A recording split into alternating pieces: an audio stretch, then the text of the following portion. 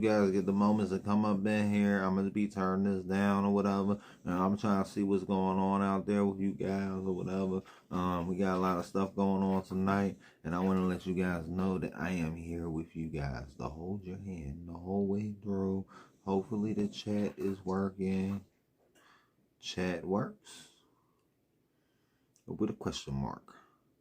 Chat works with a question mark. Chat works with a question mark. I kind of like it better when I had it like that. Okay.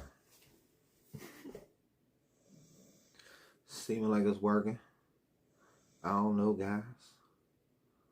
Are you, what is it? It don't matter. Oh, why is this all like this? What is that? Let me see. YouTube. Come on, YouTube. Stop playing around. We need to put this in the mix. Okay, we is in the mix. We is working. The mix of audio's cool. I know you guys probably hearing my dog. I don't know what type time she on right now, but we're going to let this audio read to you. Man who attacked Michigan church became unhinged when talking about Mormon faith. Wow. Ad. Story by E.D. White. 4H. 4H. What? Detroit, AP. AP. The man who shot up a Michigan church and set a fire that killed 4 people was a former U.S. Marine who expressed animosity about the Mormon faith to a city council candidate knocking on doors just days before the attack. Thomas Sanford, who was known as Jake, drove a pickup truck with a deer skull and antlers strapped to the front and... Why would, what the, that didn't make no damn sense. They said his name was Thomas, but he was known as Jake. Ad. Story by E.D. White. 4H. Detroit, AP. The man who shot up a Michigan church and set a fire that killed 4 people was a former U.S. Marine who expressed animosity about the Mormon faith to a city council candidate knocking on doors just days before.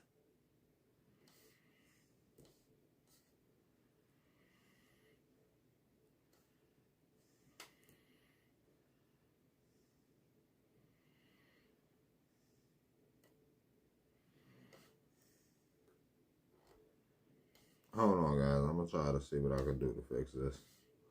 I'm trying to fix it, but it keeps messing up. And I'm trying to show you guys what's going on, but it don't want to do it. So I just got to make it do it, because it said no. And I said, yo, bro, you're going to do what I tell you to do. Man who attacked Michigan church became unhinged when talking about Mormon faith.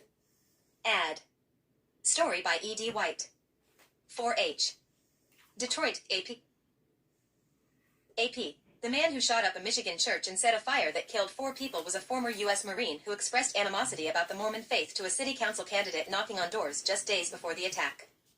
Thomas Sanford, who was known as Jake, drove a pickup truck with a deer skull and antlers strapped to the front and 2 large American flags flapping in the wind in the bed, according to friends and social media posts. Sanford, 40, smashed that truck into the Church of Jesus Christ of Latter-day Saints Chapel in Grand Blanc Township. He was killed by police officers who rushed to the scene Sunday, 60 miles, 80 kilometers, northwest of Detroit. The building was destroyed.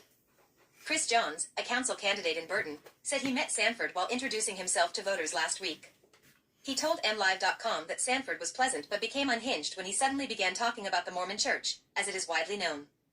It's not known what ties, if any, Sanford had to the church. But John said Sanford indicated that some members... Do you think the church had him tied up or something, guys? You guys got to let me know in the chat.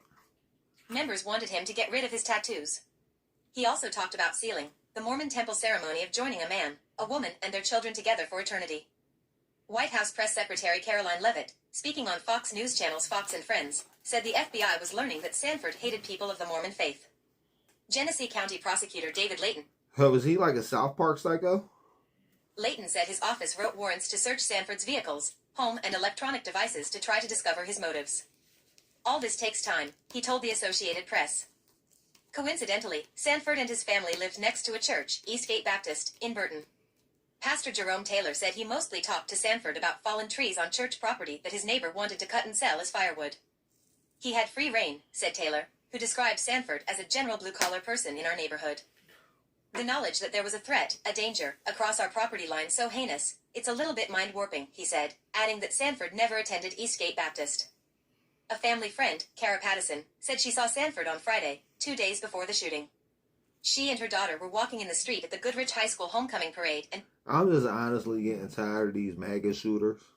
became startled when the driver of a pickup truck hit the gas pedal hard. When We've had a lot of MAGA on MAGA violence over the past few window days. was rolled down, it was Sanford laughing, Pattison said. How do you mourn the death of someone who did something so terrible? Pattison told WDIV-TV, referring to the church. Hey, they was just doing it for like, what, a week or two? It was crazy. It was crazy. Attack. After high school, Sanford served in the Marines from 2004 to 2008, including 7 months in Iraq, focusing on vehicle operations and maintenance, records show. He was discharged at the rank of sergeant. Under Michigan law, police, family, or health professionals can ask a judge to take guns away from someone for reasons that include mental health. Goofy.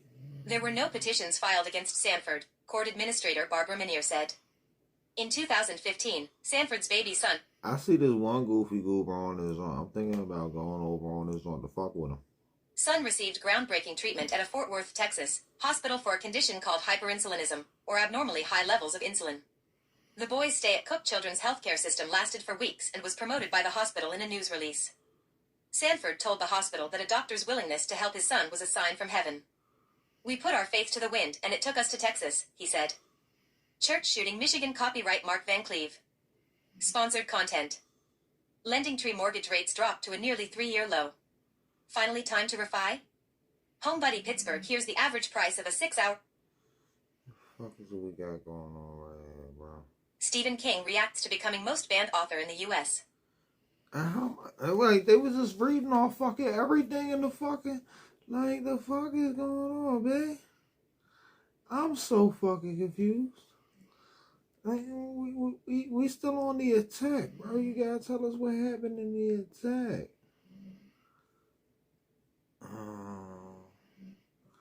Armed driver plows through a barrier. Oh yeah, this that same crazy shit, chat. No.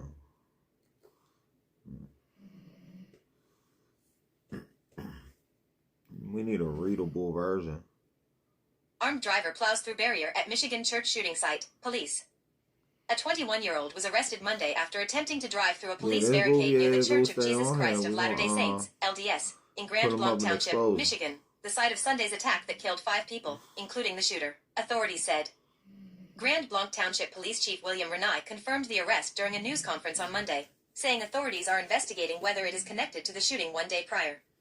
Officers recovered a long gun from the suspect's red Buick, police said. The arrest occurred as the community continues grappling with Sunday morning's violence, when Thomas Jacob Sanford, 40, rammed a pickup truck into the church building during services, opened fire, and set the house of worship on fire. 2 law enforcement officers, including a Department of Natural Resources officer who was nearby, shot and killed Sanford approximately 8 minutes after the initial 911 call, according to police. Where was the Michigan church shooting? The attack occurred at the Church of Jesus Christ of Latter-day Saints on McCandlish Road in Grand Blanc Township, about 65 miles northwest of Detroit, beginning around 10:25 a.m. Sunday when hundreds of worshipers were inside for Sunday services. At least 100 federal investigators have responded to the scene, with the FBI leading what it characterizes as an investigation of I'm just trying to figure out why it was the FBI on scene so quick unless they let it happen. Do you guys think the FBI might have let it happen? Targeted violence. The community of roughly 40,000 residents has been left shaken by the attack, which destroyed much of the church building through fire and gunfire. Is the Church of Jesus Christ of Latter-day Saints a Christian denomination? They said fire, gunfire, fire, gunfire, fire and gunfire. Denomination? The Church of Jesus Christ of Latter-day Saints, formerly known as the Mormon Church, is a Christian denomination with nearly 47,000 members in Michigan and almost 7 million across the United States, according to the church's website. The Grand Blanc Township building is among several LDS churches serving the area. What we know about the shooting victims. In addition to the gunman, the attack killed 4 people, 2 who were shot and 2 others who died after becoming trapped inside the burning church. 8 others were wounded by gunfire. Dr. Michael Danick, medical chief of staff at Henry Ford Genesis Hospital, told the Detroit Free Press his facility treated 5 patients for gunshot wounds and 3 for smoke inhalation, with victims ages 6 to 78. One patient with multiple gunshot wounds to the chest and abdomen remained in critical condition, while another shot in the abdomen was described as critical but mostly stable. A wounded child was stabilized and transferred, and one patient was treated for a gunshot wound to the leg. One of the victims died in the emergency department. Police block a road near the scene of a deadly shooting at a church in Grand Blanc Township, Michigan, on September 28th. Photo by Jeff Kowalski/AFP6. What people are saying. Chris Johns, Burton City Council candidate, told the Detroit Free Press on Monday he just unloaded about how he felt about the Mormon Church. He called it the Antichrist and said a bunch of stuff that sounded like the talking points you see online. Looking back, I can't believe it was him. Governor Gretchen Whitmer said during a news conference Monday, I want to caution everyone, while we are working hard, while the good men and women who are working hard are doing their due diligence at this juncture, speculation is unhelpful, and it can be downright dangerous. So just ask that people lower the temperature of rhetoric. John Deere, special agent in charge for the Bureau of Alcohol, Tobacco, Firearms, and Explosives, said during a Monday news conference, I offer my deepest sympathy and condolences to this community and to those families affected by this tragedy of this horrific act of violence. There is no place in our society. There's absolutely no place, but it's become all too common, and as we know, we have become more desensitized. Renai said during a Monday news conference, evil. This was an evil act of violence. That's exactly what this was. And this is not Grand Blanc, this does not define Grand Blanc and who we are. We are a community, and I am confident that together, we're going to build a stronger community due to this incident. What happens next? Authorities are working to determine whether Monday's barricade incident is connected to Sunday's deadly attack. Reporting from the Associated Press contributed to this article. So it seems like that's all done. Now we're going to go to the WhiteHouse.gov and see what they talking about. I'm going to wrap this one up sooner than later. Everything on the 29th.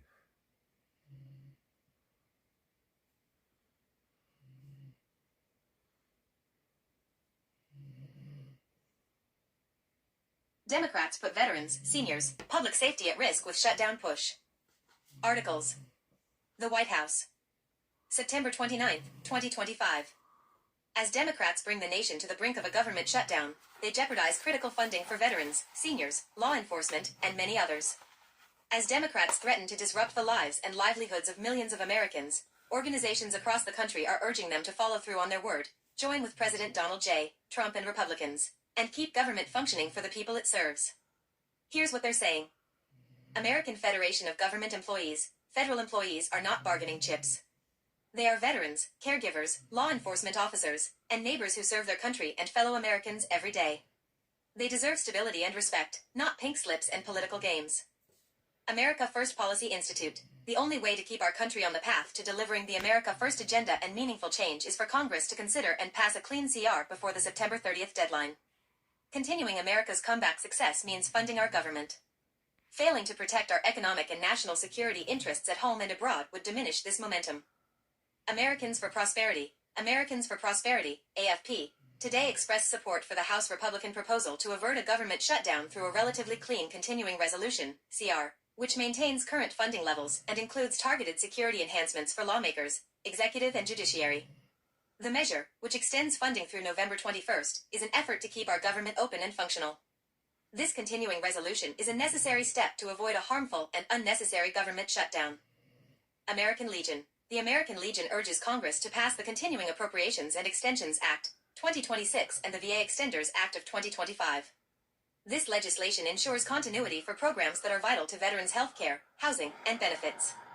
By extending authorities for critical initiatives such as the Staff Sergeant Parker Gordon Fox Suicide Prevention Grant Program, the Range Rural Mental Health Program, and the Supportive Services for Veteran Families Program, Congress will protect lifelines that combat veteran suicide, expand access to mental health in rural communities, and prevent veteran homelessness.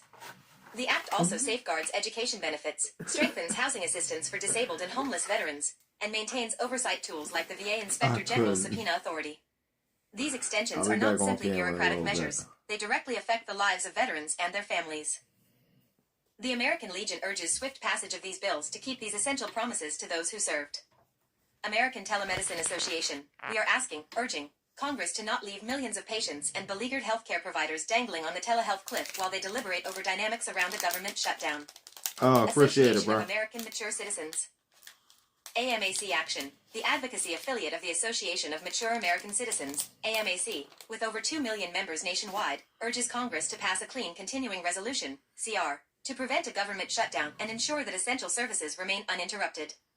A government shutdown would jeopardize critical services that seniors rely on, from Social Security offices and Medicare assistance to veterans benefits and health programs.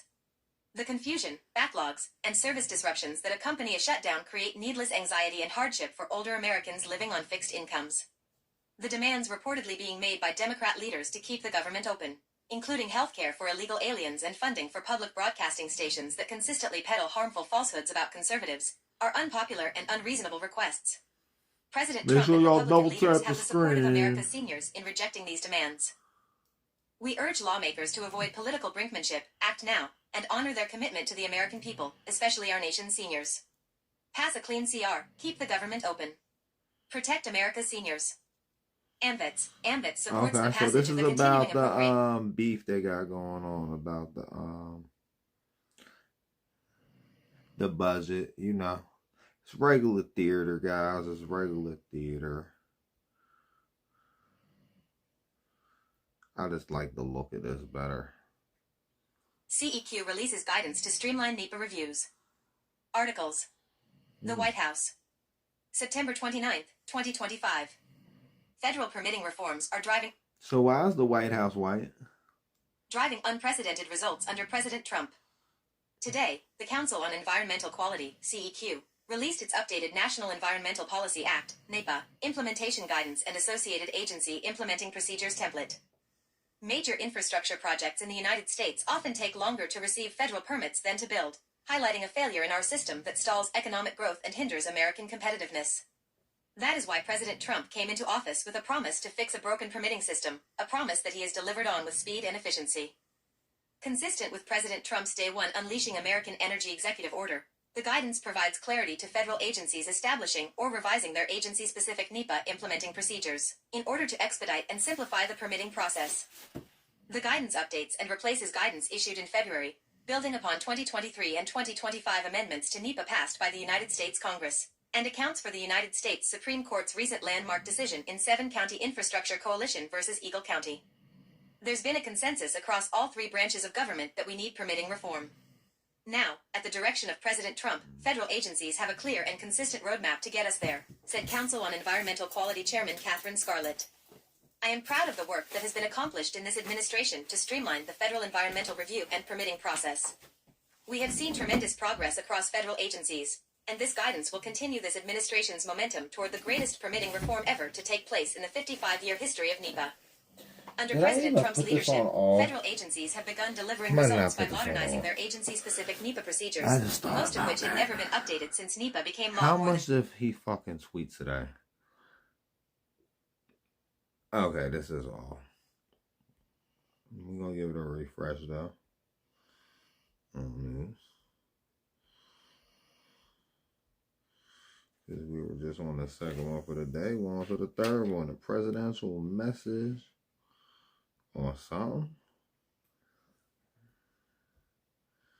It's a little strange. Feast of St. Michael the Archangel. Briefings and statements. The White House. September 29th, 2025. Today, I salute the millions of Christian believers in the United States and around the world observing the Feast of St. Michael the Archangel. According to sacred scripture, when the devil rebelled against God in heaven, St. Michael and his legion of angels cast Satan down to earth, triumphantly reasserting God's sovereignty over all creation. For 2,000 years, Christians have looked to St. Michael the Archangel for protection, strength, and courage in times of conflict, distress, and doubt. In 1886, nearly 140 years ago, Pope Leo XIII, leader of the Roman Catholic Church, fearing for the future of the Western world, introduced the legendary prayer to St. Michael, which is still recited to this day in churches and homes all across our nation and throughout the world. St. Michael the Archangel, defend us in battle. Be our defense against the wickedness and snares of the devil. May God rebuke him, we humbly pray, and do thou, O Prince of the heavenly hosts, by the power of God, cast into hell Satan, and all the evil spirits, who prowl about the world seeking the ruin of souls. Amen. Is that it? That would appear to be it. On to the next one. That was his message about the feast. Are you guys feasting right now? Are you guys feasting? Did you eat today?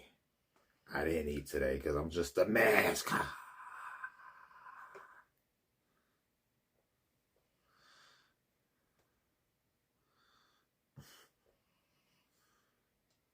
Signers of the Declaration of Independence. By the authority vested in me as President by the Constitution and the laws of the United States of America, and consistent with Chapter 10 of Title 5, United States Code, commonly known as the Federal Advisory Committee Act, it is hereby ordered. Section 1. Each advisory committee listed below is continued until September 30th, 2027. A. Committee for the Preservation of the White House, Executive Order 11145, as amended, Department of the Interior. B. President's Commission on White House Fellowships, Executive Order 11183, as amended, Office of Personnel Management.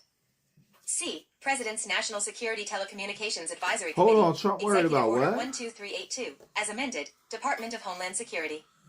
D. National Industrial Security Program Policy Advisory Committee. You can't tell me Trump signed this shit. This is an auto pen. This is an auto pen right here. This is auto pen production. Committee, Executive Order 12829, as amended, National Archives and Records Administration. E. Trade and Environment Policy Advisory Committee, Executive Order 12905, Office of the United States Trade Representative. F. Presidential Advisory Council on HIV/AIDS, Executive Order 12963, as amended, Department of Health and Human Services.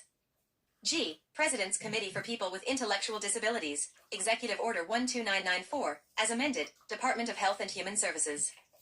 H. Advisory Board on Radiation and Worker Health, Executive Order 13179, Department of Health and Human Services. 1. President's Council on Sports, Fitness, and Nutrition, Executive Order 13265, as amended, Department of Health and Human Services.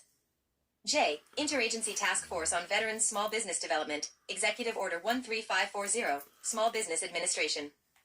K. State, Local, Tribal, and Private Sector, SLTPS, Policy Advisory Committee, I heard that's his Executive favorite Order number. 13549, National Archives and Records Administration.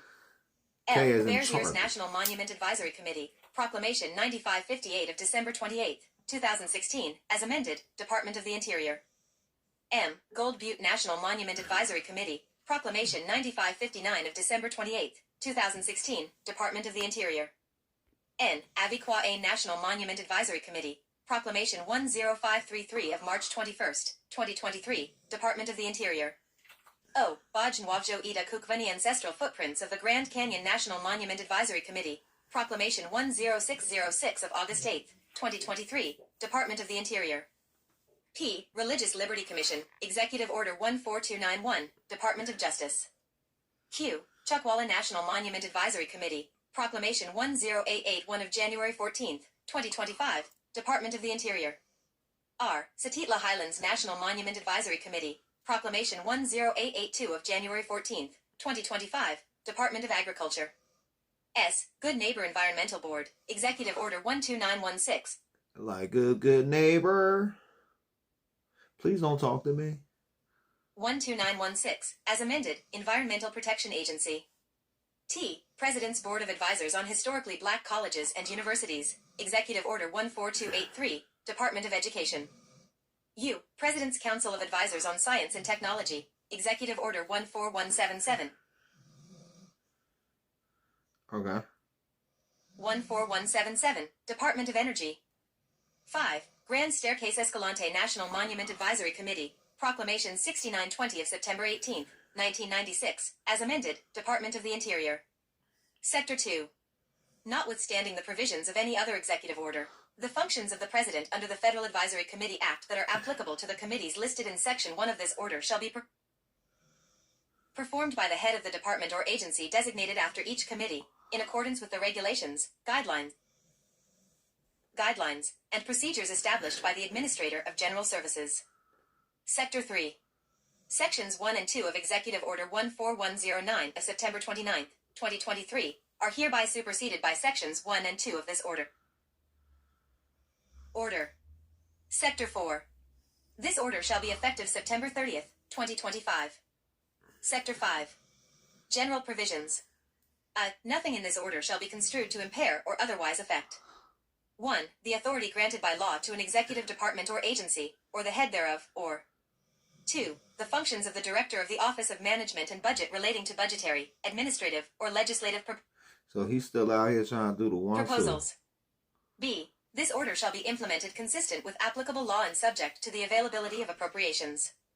C. This order is not intended to, and does not, create any right or benefit, substantive or procedural, enforceable at law or in equity by any Make sure party y'all against the double United tap in that States, screen. its departments, agencies, or entities, its officers, employees, or agents, or any other person.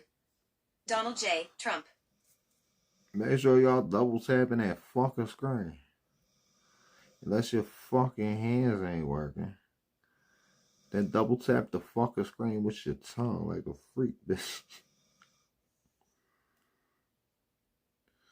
Alright, so I think, no, we just did that one, right? Yeah, so we right here. We on the fact sheet. And then we about to move on if he ain't post no other stuff on his Twitter, aka whitehouse.gov. LDJ. Trump addresses the threat to national security from imports of timber, lumber, and their derivative products.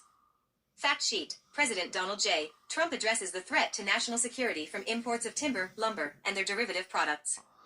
Fact sheet. The White House. September 29. Supporting America's lumber industry. Today, President Donald J. Trump signed a proclamation invoking Section 232 of the Trade Expansion Act of I heard the J stands for jackass. 1962 Act to impose tariffs on imports of timber, lumber, and their derivative products, wood products, to bolster American industry and protect national security. Security. The proclamation imposes a 10% of softwood lumber.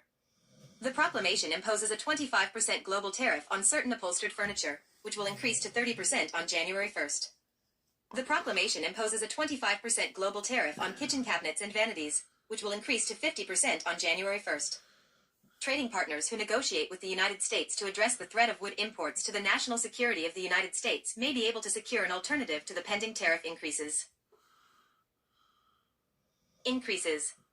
The United Kingdom, the European Union, and Japan will enjoy more favorable treatment that reflects the terms of their trade deals with the United States. The Section 232 Make sure you tariff double on tap in the subject screen. imports from the United Kingdom will not exceed 10%. Tap, tap, tap, tap, The tap. combined Section Do a fucking 232 tap tariff dance. and most favored nation tariff on subject with imports from the European Union and Japan will not exceed 15%. 15%. Products that are not subject to these Section 232 tariffs will generally be subject Make sure instead to y'all reciprocal keep tariffs. tapping that fucking The treatment screen. of products on the list of potential tariff adjustments for aligned partners, PTAP, Tap the remains screen. unchanged Tap the unless an anti-dumping screen. or countervailing duty order We're applies. gonna pause it so y'all start Addressing tapping the the threat to screen. national security, the proclamation follows the Secretary of Commerce's completion of a Section 232 investigation under the Act, which found that the present quantities and circumstances of the imports of wood products threaten to impair the national security. President Trump recognizes that an over-reliance on foreign timber, lumber, and their derivative products could jeopardize the United States' defense capabilities. It has nothing to do with defense, but we got enough fucking wood over here. This is like common sense. So, should we really applaud him for doing common sense shit, or should we ask why there hasn't been anybody to do something as stupid as this before? Capabilities, construction industry, and economic strength. It's like asking if you should tie your shoes before you leave the house. Strength.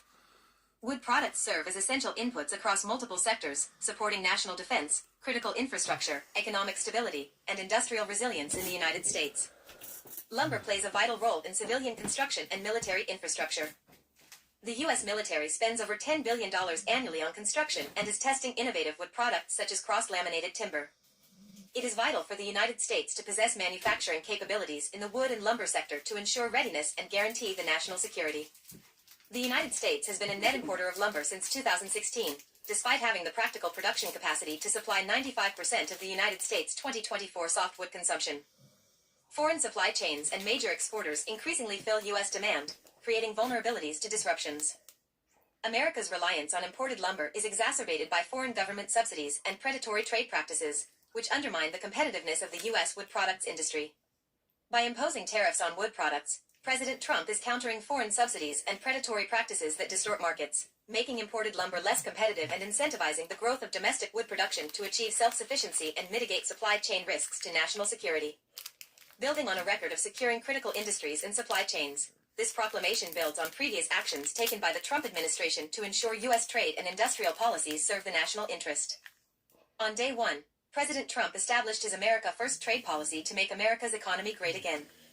President Trump has repeatedly used Section 232 tariffs to protect against threats to our national security and to strengthen manufacturing critical for our national and economic security, including on steel, aluminum, copper, and autos.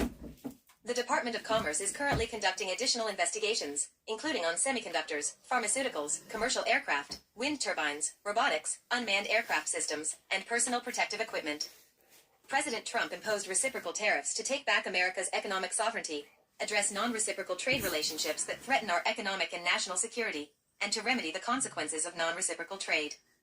President Trump has issued several executive orders, proclamations, and presidential memoranda to boost mining, manufacturing, and investment in domestic industry, including by reducing regulations and eliminating bureaucracy. Okay. He ain't signed that shit, though? No, we have some other shit that's trending right now. We'll see if anything else got updated on his little website, though. Nope. On to the next one.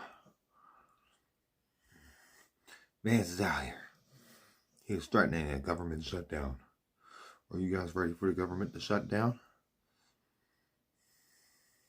Vice President predicts there will be a government shutdown as Trump signals he's close to Gaza peace plan.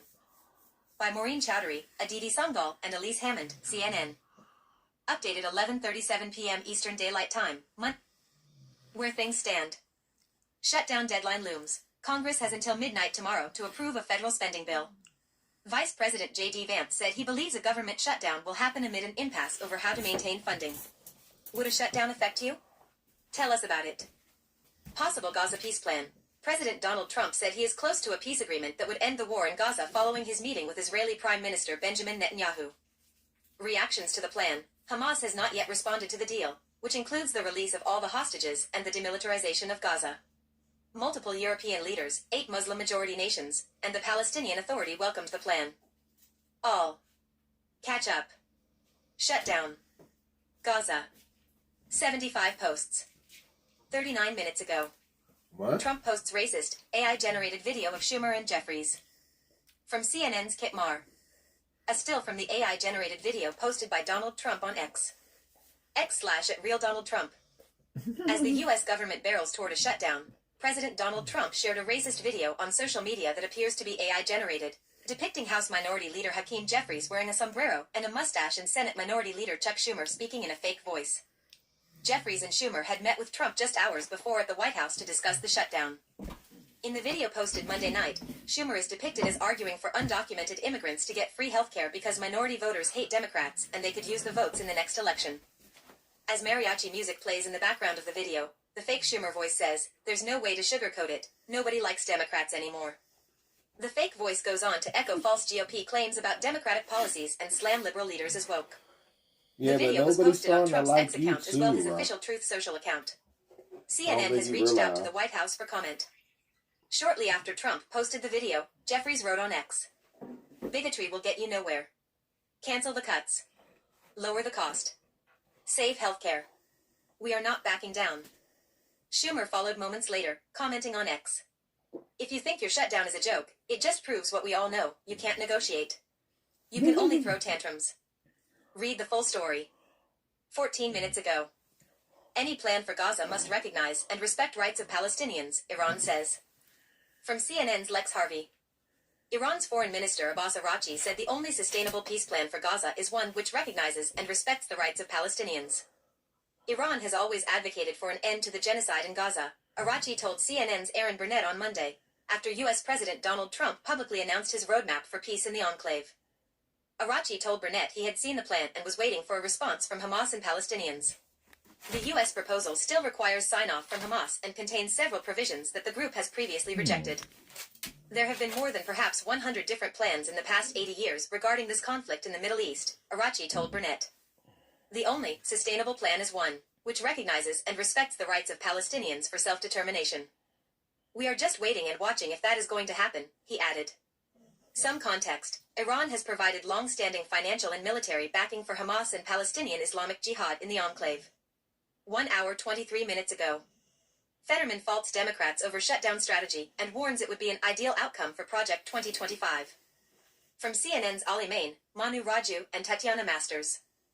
Senator John Fetterman talks with members of the media on Monday. CNN. Senator John Fetterman, the lone Senate Democrat who voted for a GOP-led plan to extend government funding last week, warned of grave consequences for the country if Democratic lawmakers withhold their votes to avert a shutdown in an attempt to force Republicans to the negotiating table on extending Enhanced Affordable Care Act subsidies.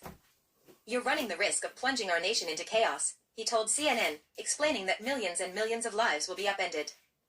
"What kind of messages does that send to our country and to our allies and to our enemies?" Asked about Democratic leadership's insistence that Republicans will get blamed for a shutdown since they control Congress and the White House, Fetterman responded, "To me, it's not about the politics of who gets blamed for it. It's the damage that will occur to the millions of Americans. It's not a soap opera, you know. Our core responsibility as a senator is, keep our government open," he said. The Pennsylvania Democrat warned that a shutdown could allow Trump to pull a lot more levers to dramatically scale back the federal government. That would be the ideal outcome for Project 2025. "It's like, oh my God, could we get that lucky in shutting their government down?" Fetterman said, alluding to the policy proposal for Trump's second term that Russell Vought, the Office of Management and Budget Director, played a role in crafting. 1 hour 23 minutes ago. Jeffries dismisses fears that a government shutdown would embolden Trump. From CNN's Nikki Robertson and Manu Raju. House Minority Leader Hakeem Jeffries speaks with CNN's Manu Raju on Monday. CNN. House Minority Leader Hakeem Jeffries dismissed the idea that a government shutdown could embolden President Donald Trump to expand his power beyond the actions he's taken in the first 8 months of his second term in office.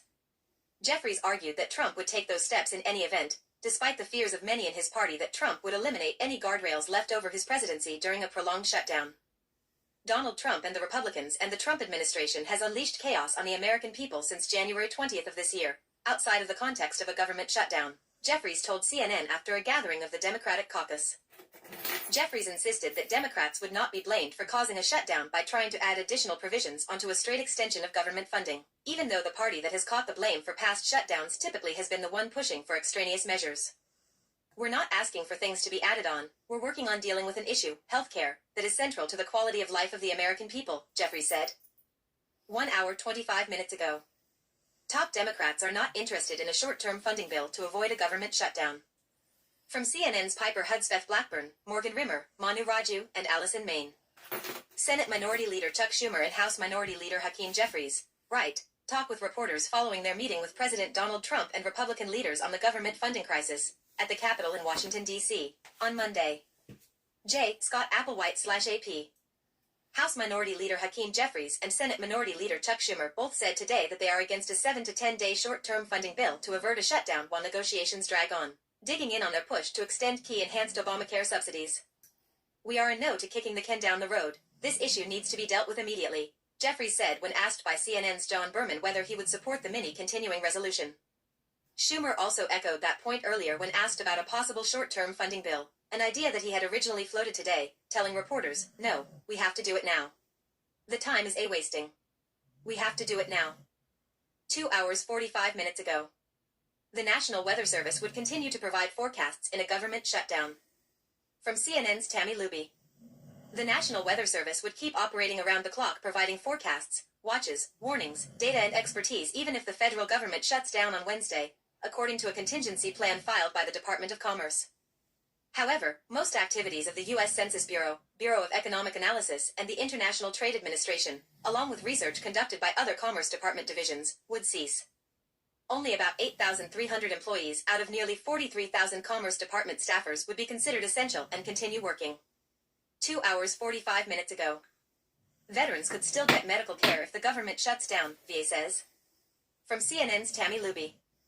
Medical care and critical services for veterans would not be interrupted during a government shutdown, the Department of Veterans Affairs said in its contingency plan. This includes suicide prevention programs, homelessness programs, the Veterans Crisis Line and caregiver support. The agency would also keep processing and paying claims for education benefits, disability... What the fuck is happening?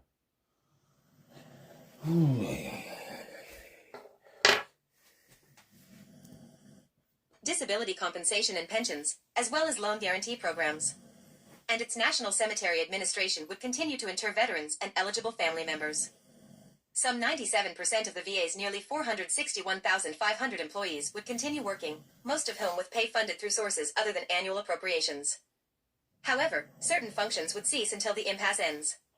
The GI Bill hotline would be suspended, as would assistance programs to help service members shift to civilian life.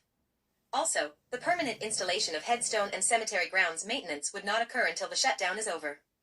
2 hours 43 minutes ago. The Senate GOP plan is to keep voting on a short-term government funding bill until Democrats relent. From CNN's Manu Raju and Morgan Rimmer.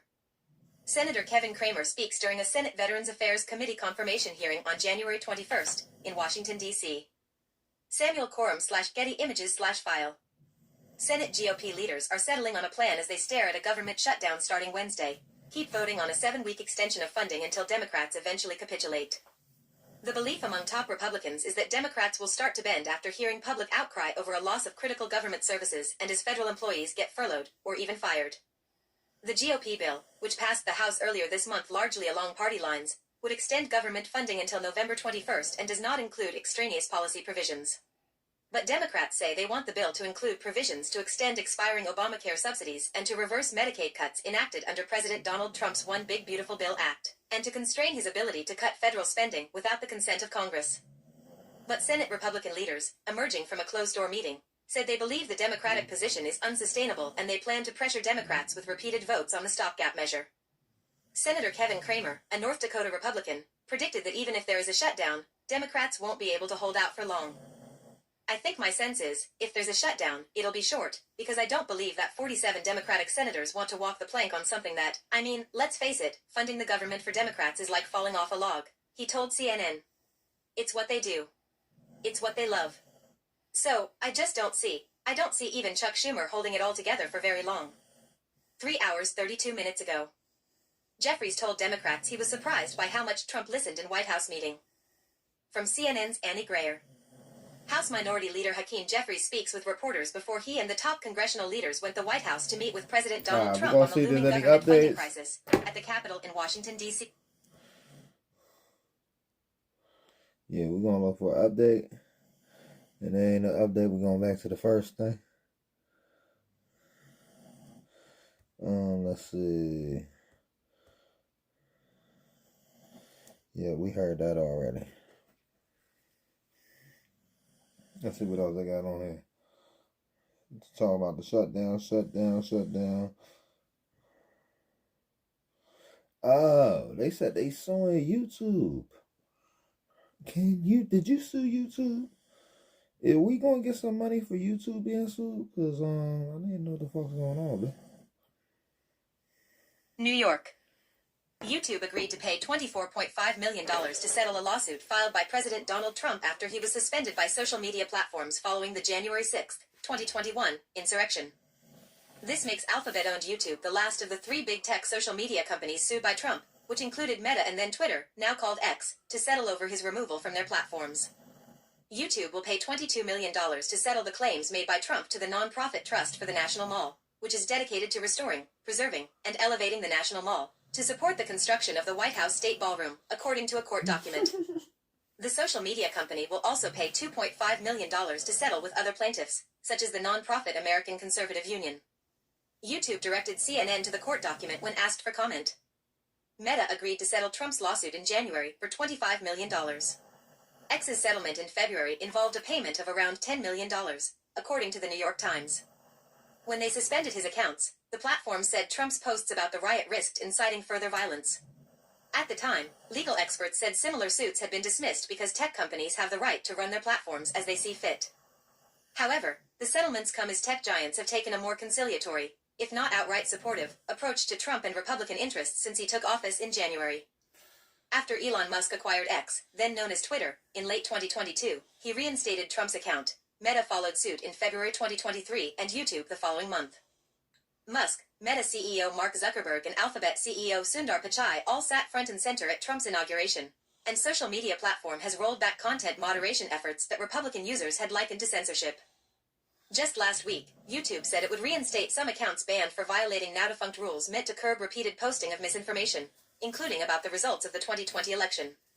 In its announcement, the company said it values conservative voices on its platform and recognizes that these creators have extensive reach and play an important role in civic discourse. This story has been updated with additional details. 163. Up next.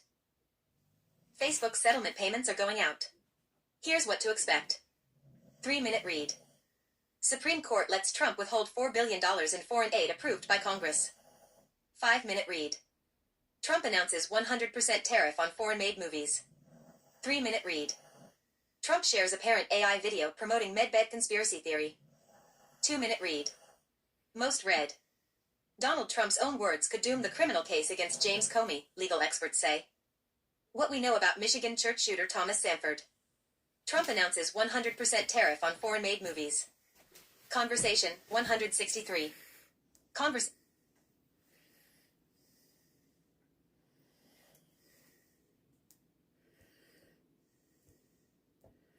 Come on, bro. Read it. What we know about Michigan church shooter Thomas Sanford. By Allison Gordon. Yahya Abu Make sure you hit that like button. Casey Tolan. Lee Waldman. Zoe Sotilli. Say Updated something. 8 hours ago. Say something. Fire and law enforcement officers stand. Thomas Jacob Sanford was known around his small Michigan suburb for his distinctive pickup truck, which he often drove with 2 American flags flying from the bed behind him. In recent weeks, locals said, Sanford began behaving oddly, nearly running over a longtime friend with his truck in a seeming joke, asking a local political candidate questions about his positions on guns and then openly declaring his hatred for the LDS Church, even saying that Mormons are the Antichrist. Then, on Sunday morning, as neighbors took in the first reports of a mass shooting at a nearby LDS church, they saw the photos. Sanford's GMC Sierra truck rammed into the front of the burning building. Police say Sanford, 40, crashed his truck into the front of the Church of Jesus Christ of Latter-day Saints in Grand Blanc before shooting at congregants with an assault rifle and setting the building on fire. At least 4 people were killed and 8 injured. Sanford died during an exchange of gunfire with police, authorities said. Sanford's friends and acquaintances are now trying to piece together how he went from a Marine veteran raising a child with a rare genetic disorder to the suspect in the country's latest deadly rampage. Local authorities have not identified a motive in the attack. But White House Press Secretary Caroline Leavitt told Fox News Monday that Sanford was an individual who hated people of the Mormon faith. Chris Johns, a city council candidate in Sanford's town of Burton, Michigan, told CNN he met Sanford on the campaign trail about a week before the attack. A few minutes into what had been a friendly conversation, John said, Sanford asked him, "What do you think about guns, and what do you know about Mormons?" Sanford went on to voice negative views about the LDS Church, John said, asking increasingly pointed and sharper questions about Mormon theology and history and ultimately launching into inflammatory language about his hatred of the church. John said he was shocked and surprised by the intensity of Sanford's tirade, but that Sanford didn't voice any threats over their 15 to 20-minute discussion, or give Johns any sign that he would turn to violence. Of the thousands of people Johns has met while door-knocking on the campaign trail, he said, the vast majority of conversations are polite and genteel. This one was not. Sanford also told Johns that he had suffered drug addiction in the past, and that he had previously lived in Utah, Johns said. Kara Pattison, a longtime friend of Sanford's who spoke to CNN affiliate WDIV Local 4, remembered him as a fun-loving family guy, but also said he harbored unkind feelings towards certain groups and definitely talked about groups of people in ways that weren't acceptable. How do you mourn the death of someone who did something so terrible, she asked. Police say Thomas Jacob Sanford opened fire at a church in Michigan. Facebook. Jason Allen, a Burton resident, told CNN that even locals who didn't personally know Sanford recognized his truck. With flags flying from the back as Sanford drove it through town, you couldn't miss the truck, Allen said. Sometimes, he said, Sanford would switch one of his flags out for a F*** Biden flag. Sanford, who went by Jake, was an Iraq War veteran and outdoorsman, according to military records and social media posts. He grew up in the Flint area and had lived for years in the suburb of Burton, public records show. Pattison told WDIV that just 2 days before the attack, Sanford sped his truck at her and her 16-year-old daughter as they were crossing a street on foot, forcing them to jump back. Then the window rolled down, and it was Jake, Pattison said. He was laughing. He's like, oh, got you guys. He was that kind of joke wasn't normal behavior for him, she said. He's Sanford is registered to vote, but Michigan does not have partisan voter registration. What's up, everybody? A Google Street View photo from June 2025 shows a Trump-Vance campaign sign on his home's fence, and a social media photo from 2019 showed Sanford wearing a Trump shirt. A Marine Corps spokesperson told CNN Sanford served as a sergeant and received several medals for his service, which lasted from 2004 to 2008. He was deployed during Operation Iraqi Freedom for several months starting in the summer of 2007. Sanford graduated from Goodrich High School in 2004 and was recognized among other veteran alumni, according to an archived page from the school's website. A local news profile of Sanford from 2007 said he was deployed with the U.S. Marine Corps to Japan before preparing to head for service in Iraq. Social media accounts linked to Sanford's family show that he was married with at least one child, a young son. On a GoFundMe page from 2015, the family asked for donations to help pay for the medical care of Sanford's son, who was born with a rare genetic disorder. The newborn baby was diagnosed with a condition called congenital hyperinsulinism, which required a lengthy hospital stay and several surgeries to remove portions of the pancreas, according to a family Facebook page documenting the difficult journey. The child's medical condition took a financial toll on the family, with one local news article reporting that Sanford took leave from his work as a truck driver for Coca-Cola to be with his son. "Don't ever take having healthy kids for granted," Sanford is quoted as saying in another article. "We are proud of our child." So this terrorist was out here pushing coke. Wow, maybe we should have deported him first. Child. "I spent 4 years in the Marine Corps and was in Iraq, and this is still the most unique thing to deal with." Other posts on Sanford's mother's Facebook page show that Sanford was a hunter, posing with deer and other game. Up next. What we know about the Minnesota shooting suspect. 8-minute read. Multiple victims in Michigan church shooting, church on fire, police say. 1-minute read. What we know about Charlie Kirk shooting suspect Tyler Robinson. 6-minute read. Confessions,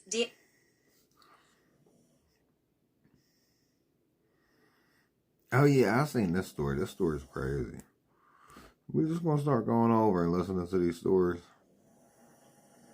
This AI Iowa's write that largest shit school anyway. district places superintendent arrested by ICE on unpaid leave. By Michelle Watson. Updated 2 hours ago. Play. ICE arrests popular Iowa school superintendent.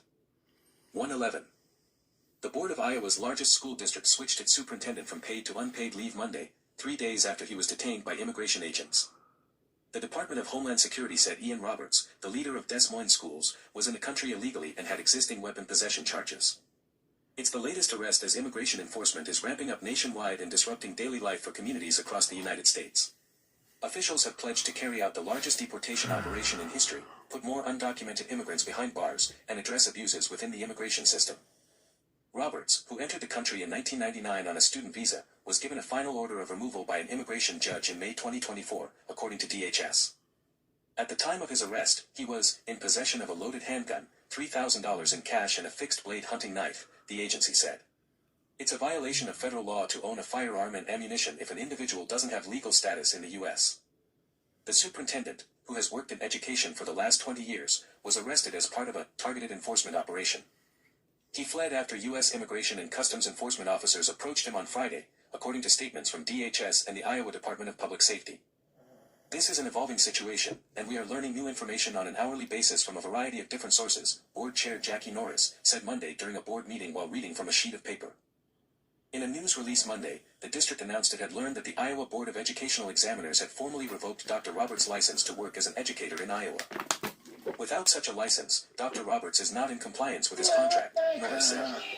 That led to our action today, later this meeting to change Dr. Roberts' leave to unpaid administrative leave.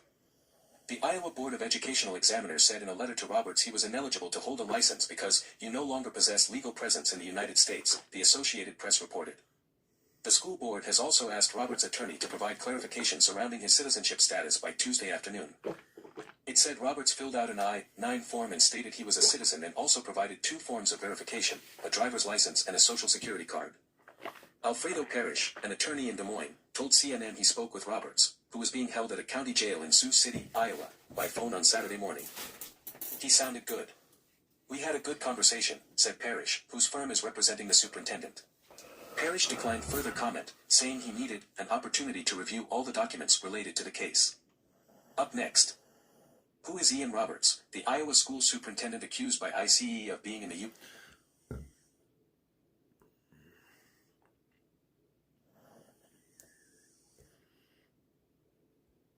This story sounds crazy too. How police used DNA and ballistics to identify the likely killer of 4 girls in a yogurt shop 34 years ago. By Associated Press. Update. Dated 4 hours ago. What's Austin up? Welcome Police to the Cold Case internet. Detective Daniel. Austin, Texas AP. 2 days after 4 teenage girls were found murdered in a burning Austin yogurt shop in 1991, a man with a pistol in a stolen car was arrested at a border checkpoint west of El Paso. Nearly 34 years later, cold case detectives have now connected that man and the weapon to the horrific killings that stunned Texas' capital city. The case frustrated investigators for decades and previously led to the convictions of 2 men who were sent to prison, one of them to death row. Investigators on Monday outlined how advanced DNA testing technology and a fresh look at old ballistics testing from the crime scene led them to identify Robert Eugene Brashers as the likely killer. Brashers, who died in 1999 when he shot himself in a standoff with police in 1999, has been linked to similar violent crimes in multiple other states. Austin lost its innocence the What's night up? those young Welcome to souls the became internet. victims. Victims. Today was a long time coming, Austin Mayor Kirk Watson said at a news conference attended by several members of the victims' families, where police outlined the rapid cascade of new evidence that developed over the past few months. The announcement that Brashers was the suspect came amid renewed attention on the case with the release last month of The Yogurt Shop Murders, an HBO documentary series. The crime shocked the city. On December 6, 1991, Amy Ayers, 13, Eliza Thomas, 17, and sisters Jennifer and Sarah Harbison, ages 17 and 15, were bound, gagged and shot in the head at the I Can't Believe It's Yogurt store where 2 of them worked. The building was then set on fire. Investigators have said that around closing time, someone was either in the store or entered through the back door, attacked the girls and set the fire. The bodies were found by firefighters who were still battling the blaze, and the efforts to put out the fire badly damaged the crime scene. Detectives chased thousands of leads, including multiple confessions, before the case went cold for years. Then in 1999, police arrested 4 men who were juveniles at the time of the crime. 2 of them, Robert Springsteen and Michael Scott, confessed and implicated each other, but later recanted and said their statements were coerced by police. Springsteen and Scott were convicted. Springsteen was sent to death row before the sentence. What's up? Welcome to the What's internet. going on with you? Hey, you know, we just got this stream going on. We're finding out all this crazy shit going on in the news. We got a few stories we would like to ask you about, I guess. All right, go ahead. Have you heard about the super lieutenant that was deported or some shit? That was deplored? Deported. Lieutenant? They deported him. Nah, I didn't hear about that. They Like, deported a super from a school. lieutenant? Yeah, like he was working at a school. Oh, and they deported superintendent. him. Okay. I thought it was Didn't know lieutenant. that, but I believe it. Okay. Did you hear about the MAGA school? Not the MAGA school. The MAGA church shooter. MAGA church shooter, was it? I heard that the trans shooter that shot up the church of Celeste near. No, it wasn't no.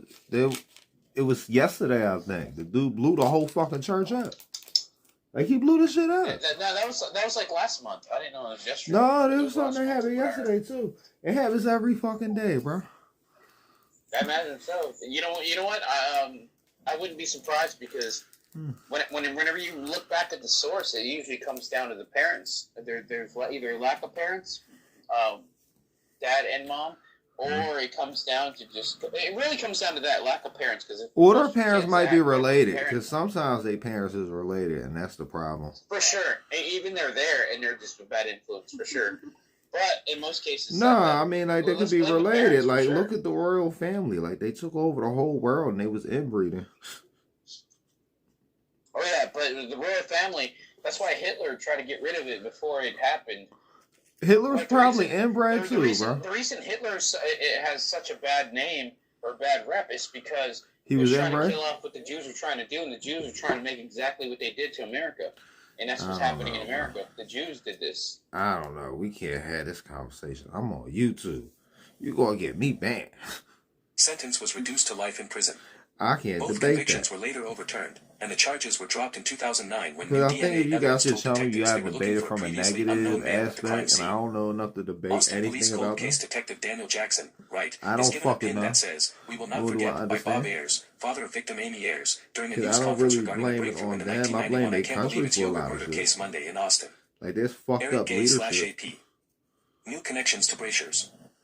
Authorities had But I identified done met Brashers as some a killer who motherfuckers left that a was deadly broken trail than me. across several states before he was connected to the yogurt shop Practice murders. that. So, you know. I'm one broke motherfucker. But I done met some motherfuckers that practice that that's broken than me. So, you know what I mean? Like, I can't. Murders. In 2018, Missouri authorities said DNA evidence linked him to the strangulation of a South Carolina woman in 1990, and the shooting of a mother and daughter in Missouri in 1998. The evidence also connected I Brasher's just to the can't have the 1997 conversation rape on of a YouTube, bro. 14-year-old girl in You Tennessee. gotta wait till it's rumble, In and June, still, Austin cold I case can't have detective too Daniel much Jackson input. resubmitted to a federal system the ballistics findings on a shell They be casing watching from a us, .380 caliber handgun taken from the yogurt shop that was used even to when kill I'm not Ayers. on camera. It came back as a match to an unsolved 1998 crime in Kentucky. Yeah, Jackson we would got not this detail the going Kentucky on. case, but said it has similarities to the crime in Austin. And in August, South Carolina officials told Austin detectives that advanced DNA tests on a sample taken from under Ayers' fingernail came back as a match to Brasher's from the 1990 murder in South Carolina. Amy's final moments on this earth were to solve this case for us, Jackson said. It's because of her fighting I'm back. not gonna get banned on Police said they don't know why YouTube. You can Brasher's would get have been in banned on Austin the night of the YouTube if you murders, but want noted the to, stop near but El I Paso don't want just to 2 get days later. banned on YouTube. And He if was I driving do, to I'm visit gonna his go out father on in my own Arizona and a terms. truck reported stolen in Georgia. He tried to flee when If I stopped, get but was banned on eventually detained and YouTube, it's arrested on gonna be charges of for auto theft and fucking. being a felon in possession of a firearm. If I The gun fully found on get Brasher's that banned day from was confiscated, YouTube, it's but it gonna was be for eventually returned to his fucking. father, who may have given it back to him. Why I get Jackson said the banned for gun is the running your same mouth, but you can .380 get caliber make banned and for model Brasher's stroking used it to that kill ass? himself in a standoff with police in 1999 in Because Missouri. if I get banned from Prosecutor says YouTube, evidence it's points gonna to be one for killer. fucking. Police said the case remains open for now and asked for help from anyone who could connect Brasher's to Austin at the If time. I get banned from Brasher's could be a YouTube, I'm suspect in trying to other fuck unsolved like killings, 5 bitches Jackson at the said. same time. Travis County District I'ma Attorney be Jose so Garza said the happy setting overwhelming up weight them of the cameras, evidence I'ma points to the forget guilt to of one man log and the off. innocence of the men previously arrested and convicted. We gonna If the stream to conclusions like of 12 APD's places investigation at are once. confirmed, as it appears that they will be, I will say, I am sorry, though I know that that will never be enough, Garza said.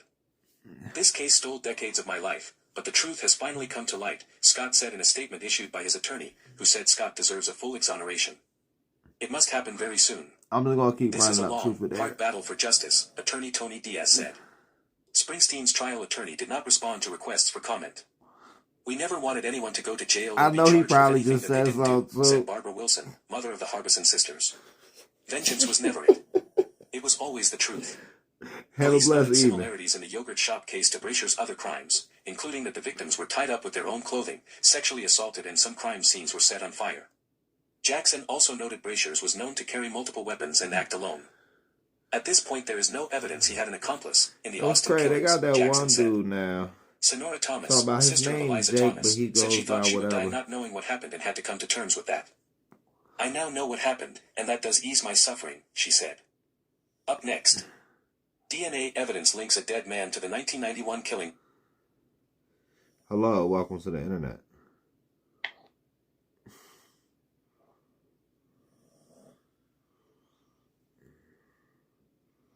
Oh. This is how the fire happened. I didn't start the fire. How the mass shooting and a devastating fire unfolded at a Michigan church. By Danya Gaynor. Holly Yen. Updated 4 hours ago. Play. Officials respond to deadly shooting and fire at church in 037. Far below the piercing spires atop every Church of Jesus Christ of Latter-day Saints chapel rests a sign that beckons, visitors welcome, a testament to the faith's robust evangelizing efforts. But on Sunday morning, a visitor took advantage of the church's open arms, plowing his truck into an LDS chapel in Michigan, shooting worshipers with an assault weapon and setting the building on fire. At least 4 people were killed at the church house in Grand Blanc Township. Yo, 8 others were wounded. Crazy. The assailant, a former Marine and Iraq War veteran, died in a shootout with police. Sunday's attack, which is among 324 mass shootings this year so far in the U.S., is being investigated as an act of targeted violence by the FBI, and the agency said it has assumed leadership in the case. Related article. What we know about Michigan church shooter Thomas Sanford. The church house on McCandlish Road, a tranquil stretch about 60 miles northwest of Detroit, is also the latest place of worship to be devastated by unrelenting gun violence. The chapel joins, among others, a Catholic church in Minneapolis, a synagogue in Pittsburgh, and a Sikh temple in Wisconsin where people, both young and old, were killed. They were gathering for different reasons, to celebrate the start of a new school year, to mourn the loss of a church leader, or for a Bible study. Many were praying. Sundays are supposed to be a time of peace and a time of reflection. What's up? And worship. Welcome to the Timothy internet. Jones. Hello? It sounds like you got music playing, so we just gonna go like this. Jones, who belongs to an LDS congregation 15 minutes away from Grand Blanc, told the Associated Press. But in the wake of violence at houses of worship, A shooting feels inevitable, he said, and all the more tragic because of that. A big bang, and the doors flew open. It had been what the denomination calls a fast Sunday, when members globally are encouraged once a month to forego 2 meals and donate the food, or the money they would have What's up? Welcome to the internet. spent on food, to the poor. This is a Sunday in which members of the church are being told to think of other people, to be charitable, to be kind, to reach out and give, said Matthew Bowman, professor of history and religion at Claremont Graduate University. Fasting is also common in the LDS Church in times of mourning. What's up? Welcome to the internet. What's cracking, my boy? How's life? I'm not gonna lie. Thank you for asking that, because I just got a huge blessing, bro. Okay, that's good. That just shifted my whole week, bro. Yeah, that's good, bro. Hell yeah, man. God is good, bro. God is beyond good, man. God is excellent. Man, look.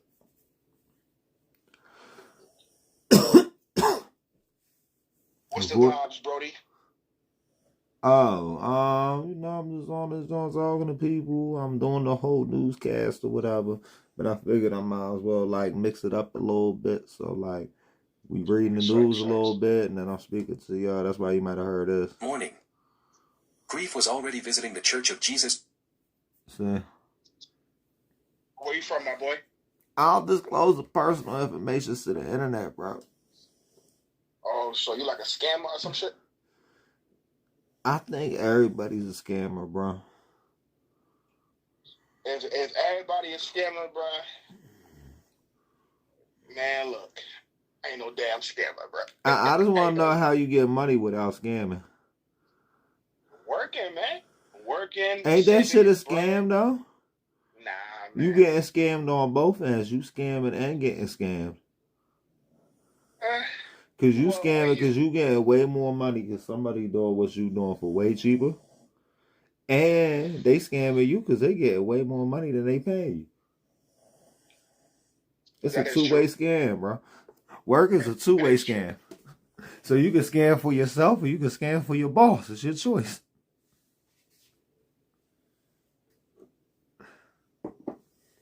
Yeah.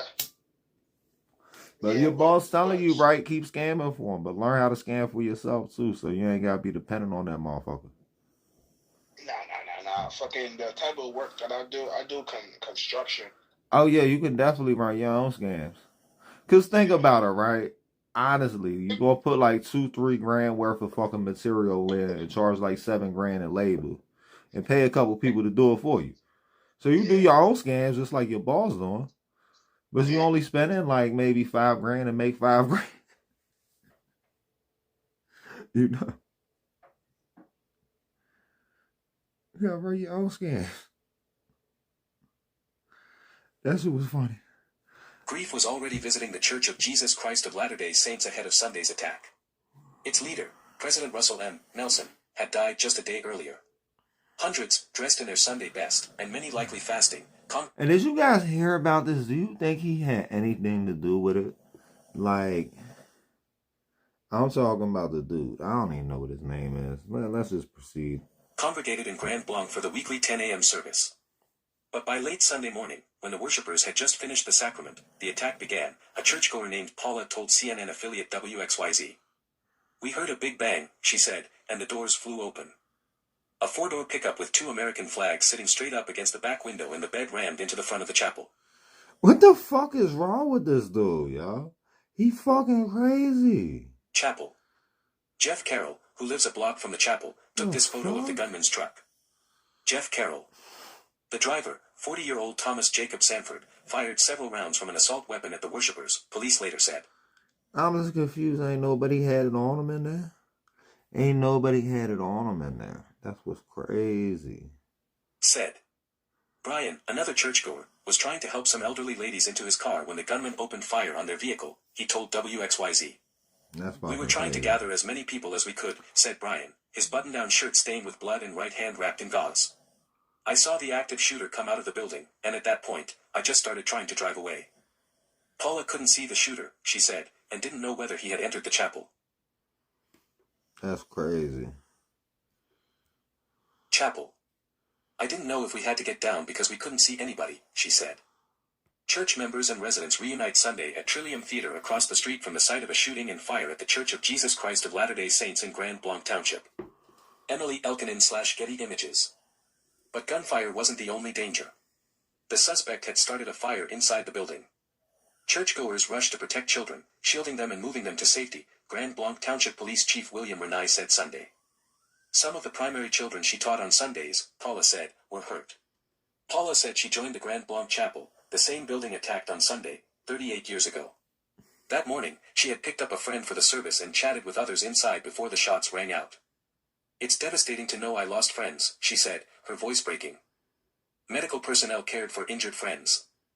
Police officers descended on the scene some 30 seconds after the first 911 call, Renai said. 2 pursued the suspect and engaged in gunfire. 8 minutes after police arrived, the gunman was killed in the parking lot. But the fire in the red brick church house had swelled. The inferno moved rapidly, quickly engulfing the chapel, with an unknown number of people still inside. Massive plumes of thick, black smoke filled the sky and swallowed up the tall, white spire. Don't he look like the dude All of that a did that sudden, shit? I saw smoke coming out, Cindy Walsh, who was at home near the chapel when she heard shots, told WXYZ. And then people were coming out. Firefighters battled the blaze for hours as people behind the police cordon looked on in disbelief. Survivors gathered at the reunification center and hugged each other in tears. As the sun went down, crews were still sifting through debris and working tirelessly to find additional bodies, Renai said. Up to 7 people may have been unaccounted for, a law enforcement source familiar with the investigation told CNN late Sunday. Everyone has been accounted for as of Monday, police said. Emergency services respond Sunday to a shooting and fire at the chapel in Why Grand that Blanc. looks just like him though? Bill Poliano/Getty Images. He looks just like the fucking 8 victims, shooter. ranging in age from 6 to 78 years old, were taken to I'm Henry trying Ford to figure Genesis out how Hospital. you ended up looking The just attack, like a this hospital fucking official shooter said, though. was deeply personal for some of the medical staff. Some were members of the What the fuck LDS you Church do and were wrong in working life? on site, said Dr. Michael Danick, medical chief of staff at the hospital. Look, Not bro. only were they victims, I they think were he also got first more hair than responders, him, he bro. said, adding that many were treating their You friends and look like family. the fucking shooter. Some striking nurses at the hospital left the picket line when they heard about the shooting and ran to the And chapel he to help ran first off the responders, screen like Teamsters that's Local gonna do 332 something. President Dan Glass said. Human lives matter more than our labor dispute, Glass said. Chapel building a total loss. Search crews have cleared the charred debris, and authorities' attention have turned toward the investigation. Police are trying to determine exactly when and where that fire ended up coming from and how it got started, though they believe the shooter started the fire deliberately, Renai added. That's crazy. Authorities continue to scour the rubble to gather evidence, including searching for clues on the cause of the fire that engulfed the complex, a law enforcement source briefed on the investigation told CNN. Evidence technicians went to process the scene after the fire was extinguished, and investigators said they found some suspected explosive devices. Sanford used an accelerant, like gasoline, police believe, to light the church house on fire, said James Dare, special agent in charge of the Detroit Field Division of the Bureau of Alcohol, Tobacco, Firearms, and Explosives. Carroll, the neighbor, took this photo as the church burned. Jeff Carroll. Beyond the crime scene, authorities are digging into Sanford's past, hoping to find a motive for an attack that sent the community reeling. The FBI is investigating reports he hated people of Mormon faith, White House spokesperson Caroline Leavitt told Fox News on Monday. A city council candidate in Michigan told CNN that a week before the attack, Sanford launched into inflammatory language about his hatred of the church when they met on the campaign trail. Walsh, the woman who lives near the chapel, said she was shaken. I've seen a change in this world, she said. There's so much hate in this world. I just don't understand it. The picturesque chapel, once bathed in sunlight and surrounded by lush green trees, is now unrecognizable. The building is a total loss, Renai said. Debris piles have replaced pews, the welcoming church has closed its doors, and the churchgoers' mounting grief has swelled. And the tall white spire, which once towered over Grand Blanc worshippers as it reached toward heaven, is gone. CNN's Josh Campbell contributed to this report. Up next. Multiple victims in Michigan church shooting, church on fire, police say. 1 minute read. Girl critically injured in Minneapolis school shooting making miraculous recovery, family says. 2 minute read. Marine veteran in custody after 3 killed, at least 8 injured in shooting at a waterfront bar in North Carolina, officials say. 4 minute read. Marine veteran charged in deadly North Carolina waterfront shooting appears.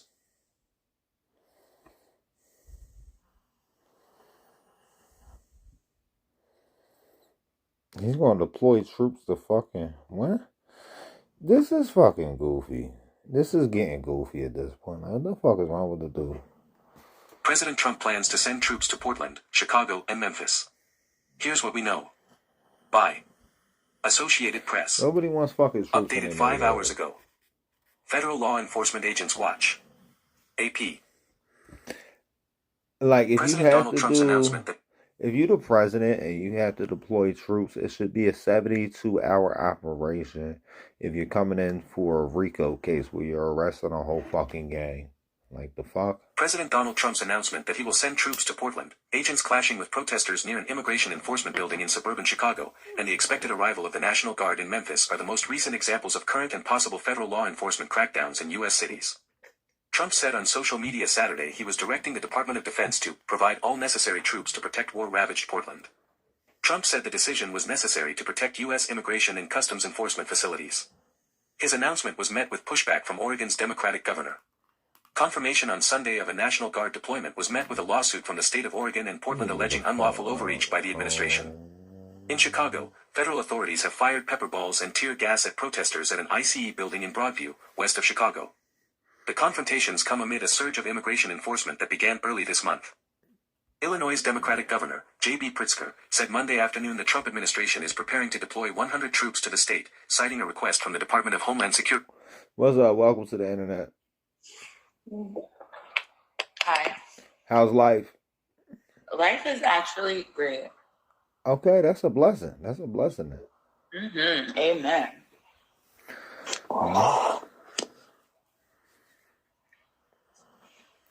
What the fuck I hit? I hit comedy. I'm supposed to be being funny right now. I ain't funny. I ain't no funny move. Oh man, what kind of mood are you in? I don't know. I'm in like no mood. If that makes sense. Just chilling. I try to, for the most part. That's good. It's late anyways. What time is it where you are? It's 9:33 for me. Oh, it's past midnight. Oh damn. It is past midnight. I be telling motherfuckers about time travelers, and they don't be believing me. What's up, Abe?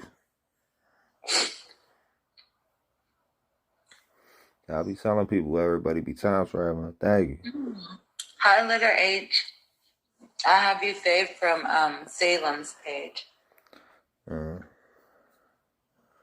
Let me see. Thank you.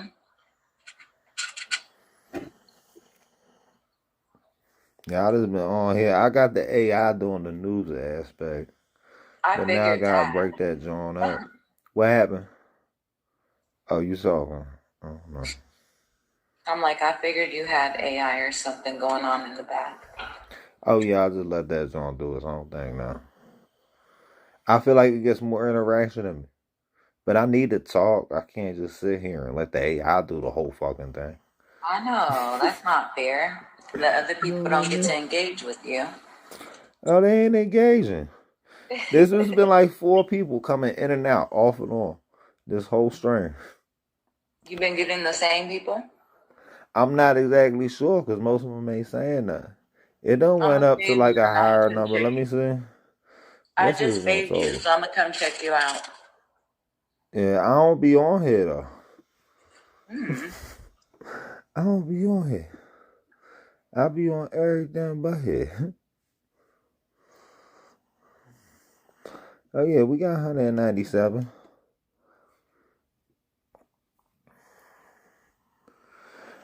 Only peak went up to 8 though.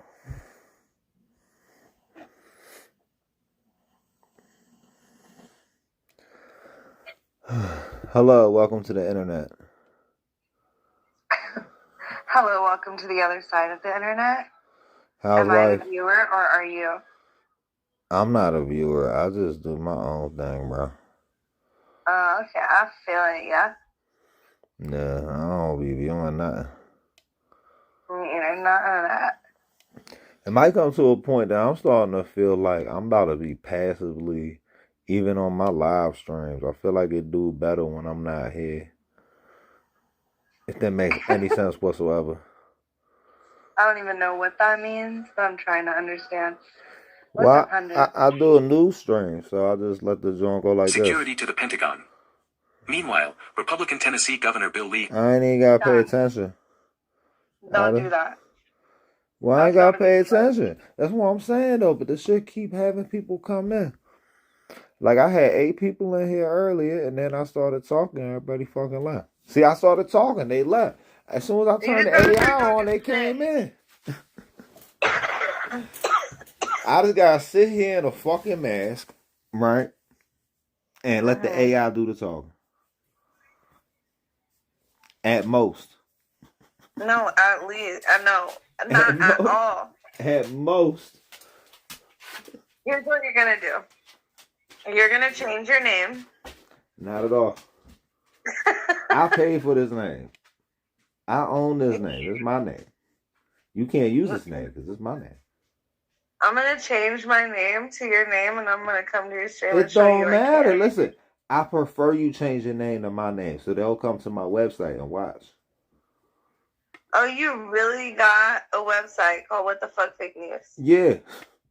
So go ahead, change your name to my name. Okay, hold on. I got a question. What? So, you know how Trump said he's bringing ICE to Oregon? No, not ICE. He's bringing the National Guard. National Guard, porque why? ICE is already in Oregon. He's bringing the National Guard out there. I don't know what the fuck's going on. That's what it was just talking about. That's why I said I need to just let the AI talk because the AI do a better job than me. No. You better not talk to... Does AI write your text messages?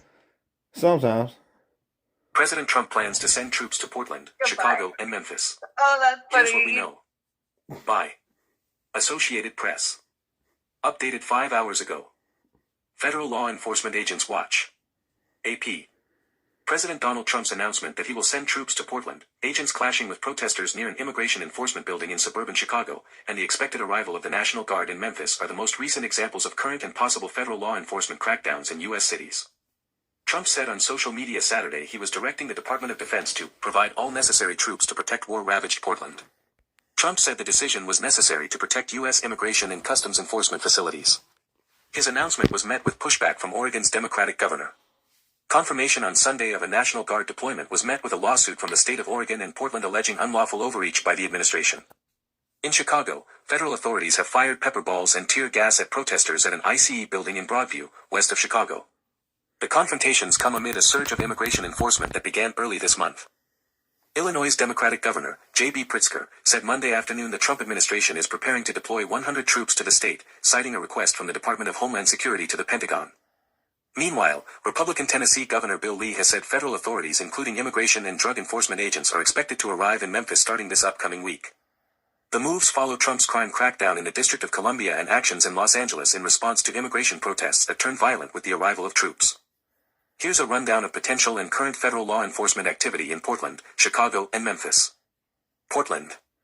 Oregon Democratic Governor Tina Kotek responded to Trump's comments that he was authorizing full force, if necessary, to handle domestic terrorists by saying he is abusing his authority by ordering troops into a city she said is doing just fine on its own. What's up? Welcome Oregon- to the internet. Thank you, baby. Welcome to the internet of things. How do you feel about Trump putting troops in Oregon? What'd you say? Trump is about to deploy troops in Portland. How do you feel about Trump is deploying troops to Portland that? Yeah. again? No, I think he's about to do it like right now. Like he ain't deployed troops yet. Like live I'm in talking Portland? about soldiers. You stay in Portland? Nah, I don't stay in Portland. Well, you know they've already sent the fucking soldiers out here. They sent the soldiers out here, bro. Like to Santa Ana, where I live. Oh, okay. And Is it I fun thought- right now? How's that going? that's my friend. What is they doing? Is they like making y'all stay in the house?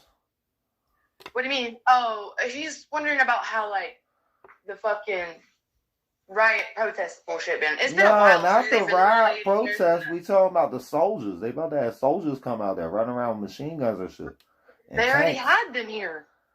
Okay, well, Anywhere what's they come to going San on? Diego, and there's nothing going on in San Diego. Yeah, Or- it's already happened. Are they letting you outside? Huh? Yeah. Well, in LA, that's the only place they had a right. What? LA is the only place that had like a. You had to go to bed at be there at a certain time. That was in like 2020 though. Like No. for ice, yeah. No, recently. Yeah, they had one recently. But it was just like Listen. a curfew. Oregon Yeah, Governor so Tina they're- Kotek speaks at a news I conference in don't think Portland you on Saturday understand. after President Donald Trump said he would send troops to the city. Portland. Oregon Democratic Governor Tina Kotek responded to Trump's comments that he was authorizing full force, if necessary, to handle domestic terrorists, by saying he is abusing his authority by ordering troops into a city she said is doing just fine on its own. Oregon Governor. On Monday, attorneys for Oregon filed a motion asking a federal judge for an emergency order that would temporarily block the deployment of federal troops in Portland, calling the move unlawful, according to a copy of the filing obtained by CNN. Crazy, bro. In their request, attorneys for the state said the aside. deployment of federal These troops is part of motherfuckers Trump's cuckoo. pre-existing intention to militarize streets of Portland and other sanctuary cities. There is no insurrection. There is no threat to national security, Kotek previously told reporters. Other government, police, and business leaders said soldiers are not needed and Trump is presenting a false picture of the city. On Sunday, Defense Secretary Pete Hegseth issued a memorandum announcing 200 members of the Oregon National Guard would be called into federal service effective immediately for a period of 60 days. The city of Portland and the state of Oregon then filed a lawsuit alleging the Trump administration had overreached its mandate in federalizing the Oregon National Guard in response to unrest. In the lawsuit, lawyers for the state and the city said the move breached the principles of the U.S. Constitution and risked stoking new unrest. However, the White House said Trump's use of the National Guard was lawful after months of violent riots and would make Portland safer. A spokesperson for the Oregon National Guard said any requests for guard support would need to be coordinated through the governor's office. Late Saturday, a small crowd of protesters gathered on the sidewalk outside an ICE facility. One person was arrested by federal law enforcement after a brief confrontation as ICE agents cleared a path for a vehicle exiting the facility. Recent demonstrations have focused on the area around the ICE building. Some federal agents have been injured and several protesters have been charged with assault. Some demonstrators also say they have been injured. Chicago. Federal law enforcement agents confront demonstrators outside of an immigrant processing center in Broadview, Illinois, on Saturday. Scott Olson/Getty Images. The Department of Defense is seeking the deployment of 100 military troops to Illinois, according to Pritzker, to protect IC personnel and facilities. CNN has reached out to the Pentagon seeking confirmation. What I have been warning of is now being realized, Pritzker said at a press conference Monday afternoon. Pritzker did not have further information when asked for additional details about assets and timing. Pritzker's comments come a day after he says dozens of federal agents were deployed on the streets of downtown Chicago.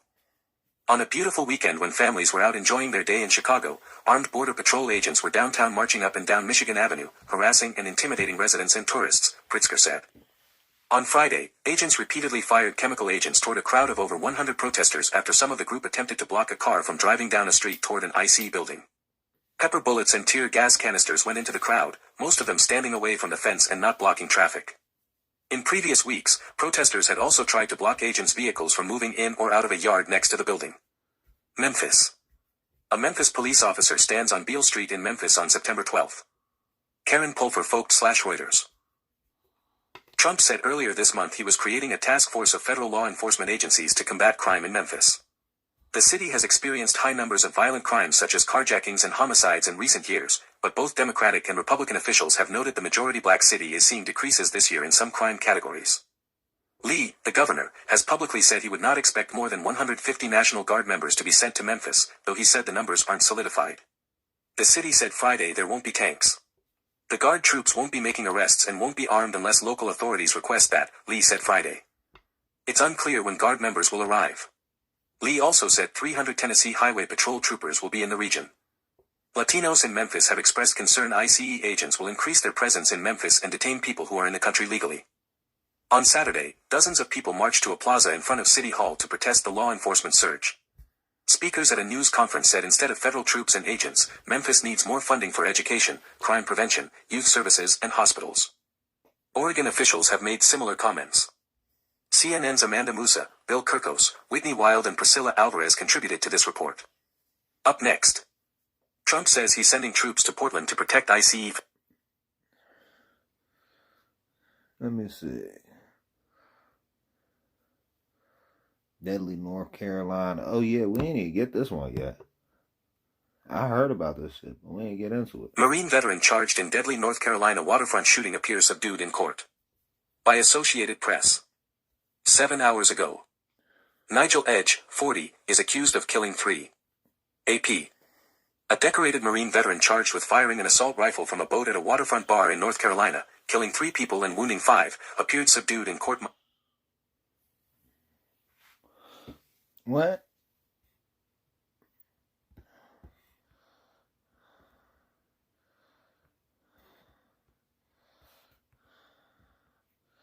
I'm not fucking paying for CNN. You want me to pay to read? Are you fucking goofy? Ain't nobody paying you to read your shit. That's why nobody's talking about that shit. They want you to pay to read that shit. Man, fuck y'all. Fuck y'all.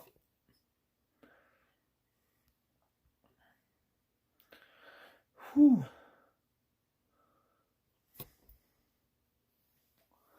We're going to work our way back from the top.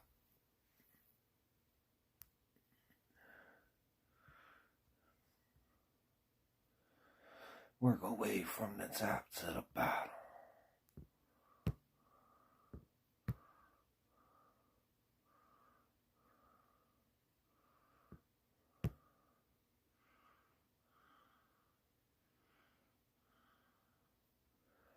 Why this ain't letting me read it? Oh, let's just go like this. Come on. Dolphins Tyreek Hill exits win on cart with dislocated knee. Play. Tyreek Hill carted off after leg injury, 0-18. Tua Tagovailoa passes to Tyreek Hill, who comes down awkwardly on his leg and is carted off in the third quarter. 0-18. Miami Gardens, Florida. Miami Dolphins wide receiver Tyreek Hill dislocated his left knee during Monday night's 27-21 win over the New York Jets and was to remain hospitalized overnight while undergoing further testing, according to coach Mike McDaniel. The Dolphins expect to learn more details on Tuesday, but it is expected that Hill's injury is season-ending. In an interview with WSVN 7 News, Hill's agent, Drew Rosenhaus, said he accompanied the star receiver to the hospital where he was undergoing an MRI and CT scan to determine the extent of the damage. Are there any torn ligaments? Is there torn cartilage? Are there any broken bones? To check on the blood flow, any God forbid nerve damage, Rosenhaus said. All of this is getting checked out. We don't know the extent of the injury. Doctors have told me he dislocated his knee, which I think was apparent for everyone who watched the horrific play. But what that means, and the extent of the damage, and whether he'll need surgery, to what extent, all of that we should find out within the next couple hours. The injury happened early in the third quarter, when Hill caught a 10-yard pass from quarterback Tua Tagovailoa to convert a third down. His left leg was twisted under him as he was tackled out of bounds. An air cast was placed on Hill's leg. As teammates crowded around him, Hill remained upbeat, smiling and waving to the crowd as he was driven away on a cart. He was probably in the best spirits of any player that I've ever seen have such a terrible experience, McDaniel said. He immediately had wide eyes and was talking, I'm good, just make sure the guys get this win. He was focused on the team. The Dolphins responded with 2 consecutive touchdown drives, and McDaniel believes Hill's attitude was a critical reason why. I think it's giant, McDaniel said. I saw him make eye contact and rip a joke or two to Jalen, Waddle and Devon, a chain, and I think a lot of guys got back into the game provoked by what he said verbally. We talked a lot about all the stuff that Tyreek has done this offseason, and a big portion is leading by example and connecting with his teammates, and he kind of utilized that connectivity to make sure that his team was finishing on the right end. He was inspiring in that situation, and I think his teammates benefited from that. Hill, who entered Monday's game leading the Dolphins with 198 receiving yards, has missed just 1 game in his 4 seasons in Miami, in 2023. He was off to a strong start Monday night with 67 receiving yards on 6 catches.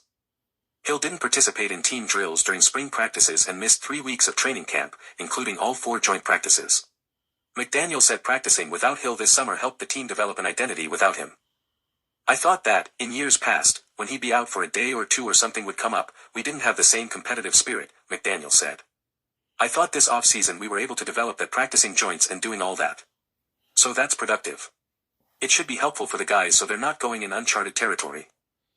With Hill expected to miss significant time, Waddle becomes the Dolphins' de facto number 1 receiver, but the team will need someone to step into Waddle's former role.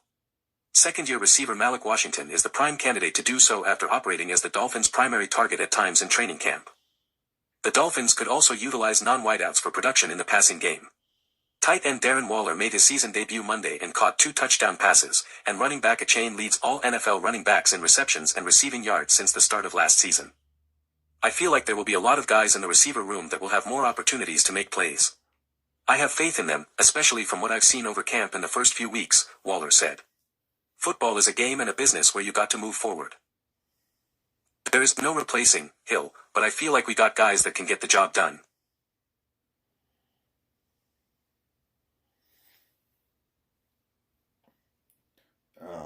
guys. I'm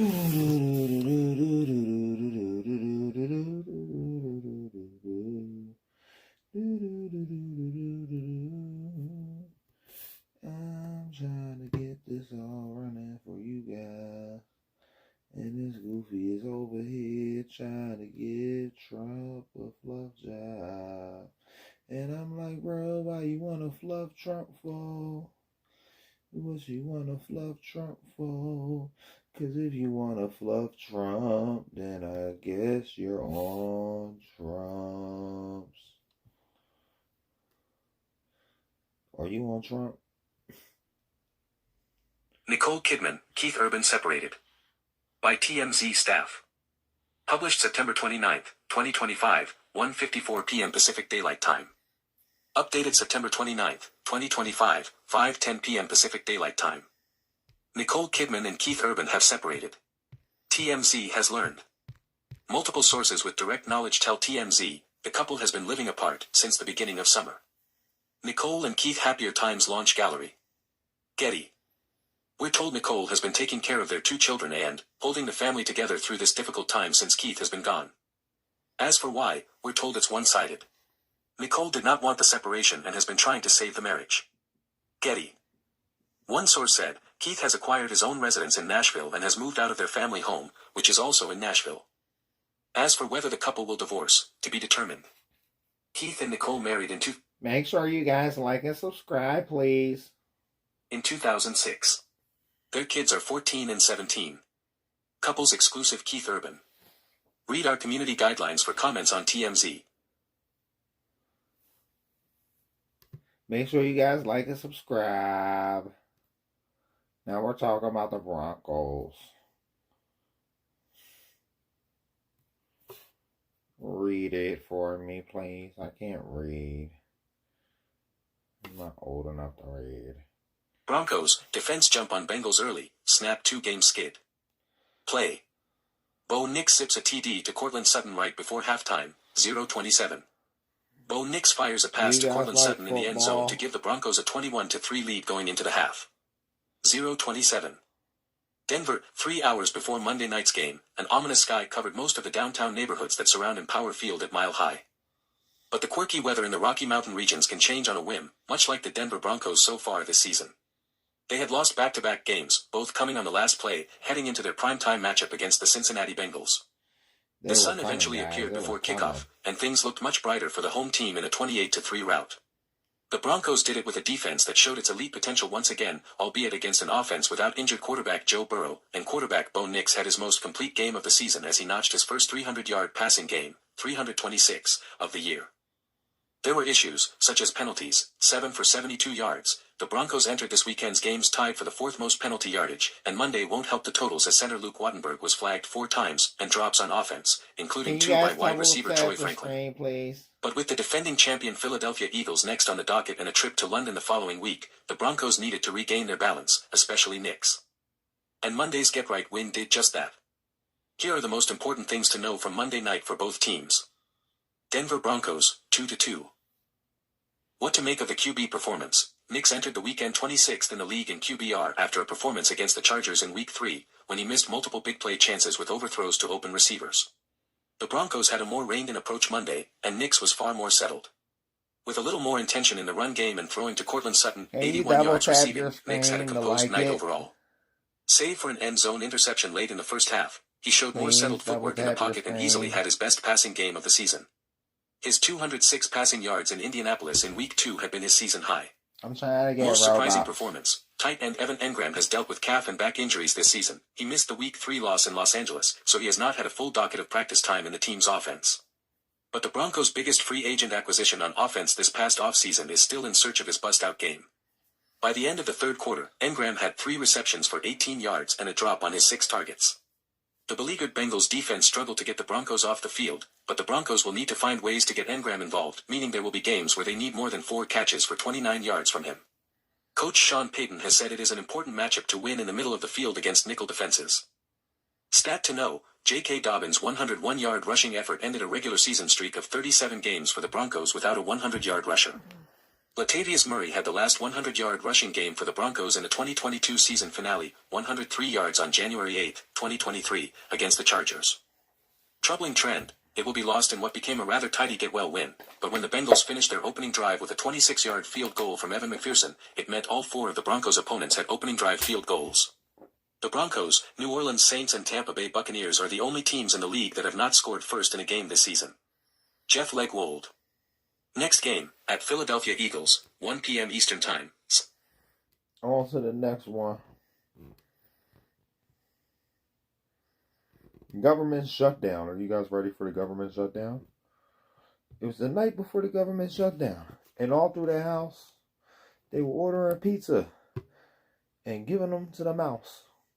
You know they passed Jeffries privately rallies House Dems ahead of shutdown deadline.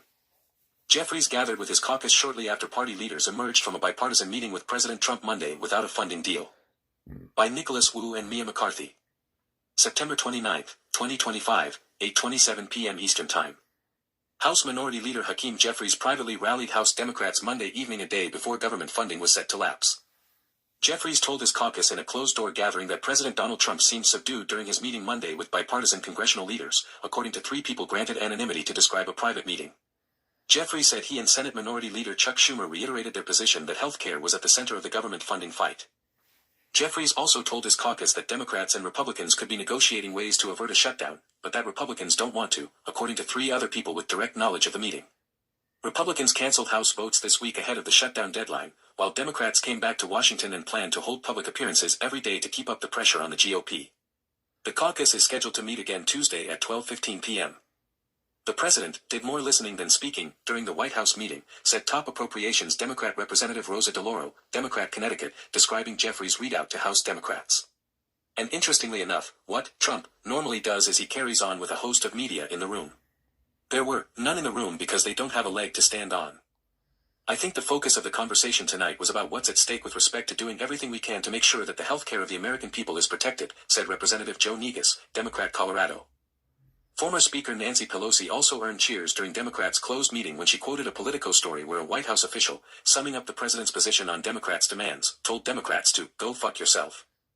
Joe Morell, the top Democrat on the House Administration Committee, walked House Democrats through what Right around town with the girl I love, and it's like, fuck you and fuck her too. What to expect in a shutdown and what parts of their offices could remain up and running, according to 2 of the people. He noted interns would get hit particularly hard. Oh, there's a lot of Meredith Lee Hill contributed to this report. Led Art, House Minority Leader Hakeem Jeffries and Senate Minority Leader Chuck Schumer speak with reporters at the White House on September 29th. Francis Chung/Politico. Continue on to view the days. The Senate will hold a vote Tuesday on a House-passed stopgap funding bill, effectively the final off-ramp to avoid a shutdown that will start at 12:01 a.m. Wednesday. In addition to the 7-week GOP-led spending punt, Democrats will also force a vote on their own stopgap that would link government funding to their own health care priorities as well as limits on Trump's ability to reverse congressionally approved funding. Both measures already failed earlier this month on largely partisan votes.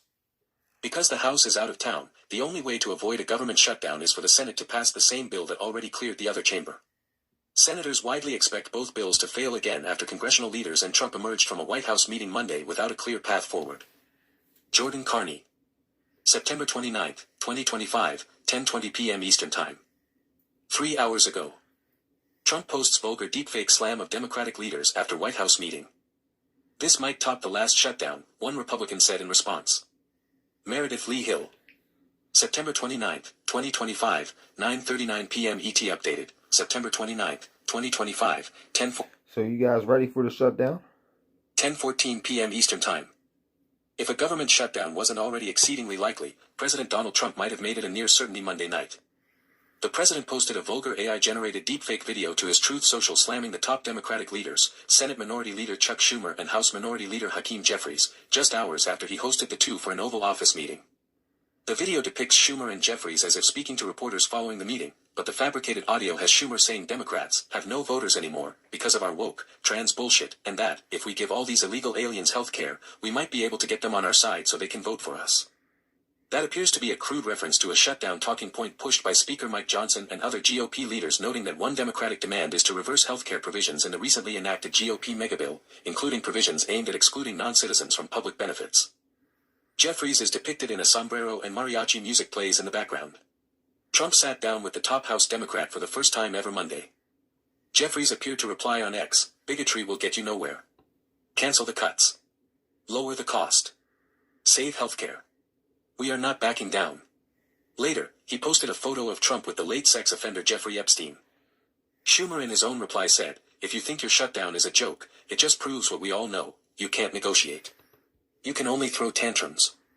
After looking over the video, one senior GOP aide granted anonymity to speak candidly said, "This might top the last shutdown." That's a reference to the 2018 to 2019 shutdown under Trump that lasted a record 35 days. Jordan Carney and Nicholas Wu contributed to this report. Led art, House Minority Leader Hakeem Jeffries, Democrat New York, and Senate Minority Leader Chuck Schumer, Democrat New York, emerged from the White House to speak with reporters after a meeting with congressional Republicans and President Donald Trump September 29, 2025. Francis Chung/Politico. 5 hours ago. Top tax-writing Democrat open to negotiating income caps for Obamacare subsidies. Democrats have so far largely stayed away from endorsing any changes to the expanded tax credits. Nicholas Wu. September 29, 2025, 7:44 p.m. Eastern Time. The top Democrat on the tax-writing House Ways and Means Committee cracked open the door to negotiating income limits for recipients of healthcare subsidies set to expire at the end of the year. "I think the question of subsidies for people that are making $500,000, that should be subject to a discussion and negotiation as well, but that shouldn't become the pretense for shutting down the government," Representative Richie Neal of Massachusetts said in a brief interview, though he stressed it'd be premature to get too far into the specifics. Republicans have said repeatedly that income caps on the healthcare subsidies would be a minimum ask on their side of the aisle in exchange for an extension, and Neal suggesting he's willing to entertain such a policy overhaul could signal a breakthrough in talks. Many GOP lawmakers, however, are still clamoring for new language that would restrict the subsidies from covering abortions, which Democrats have signaled is likely a non-starter.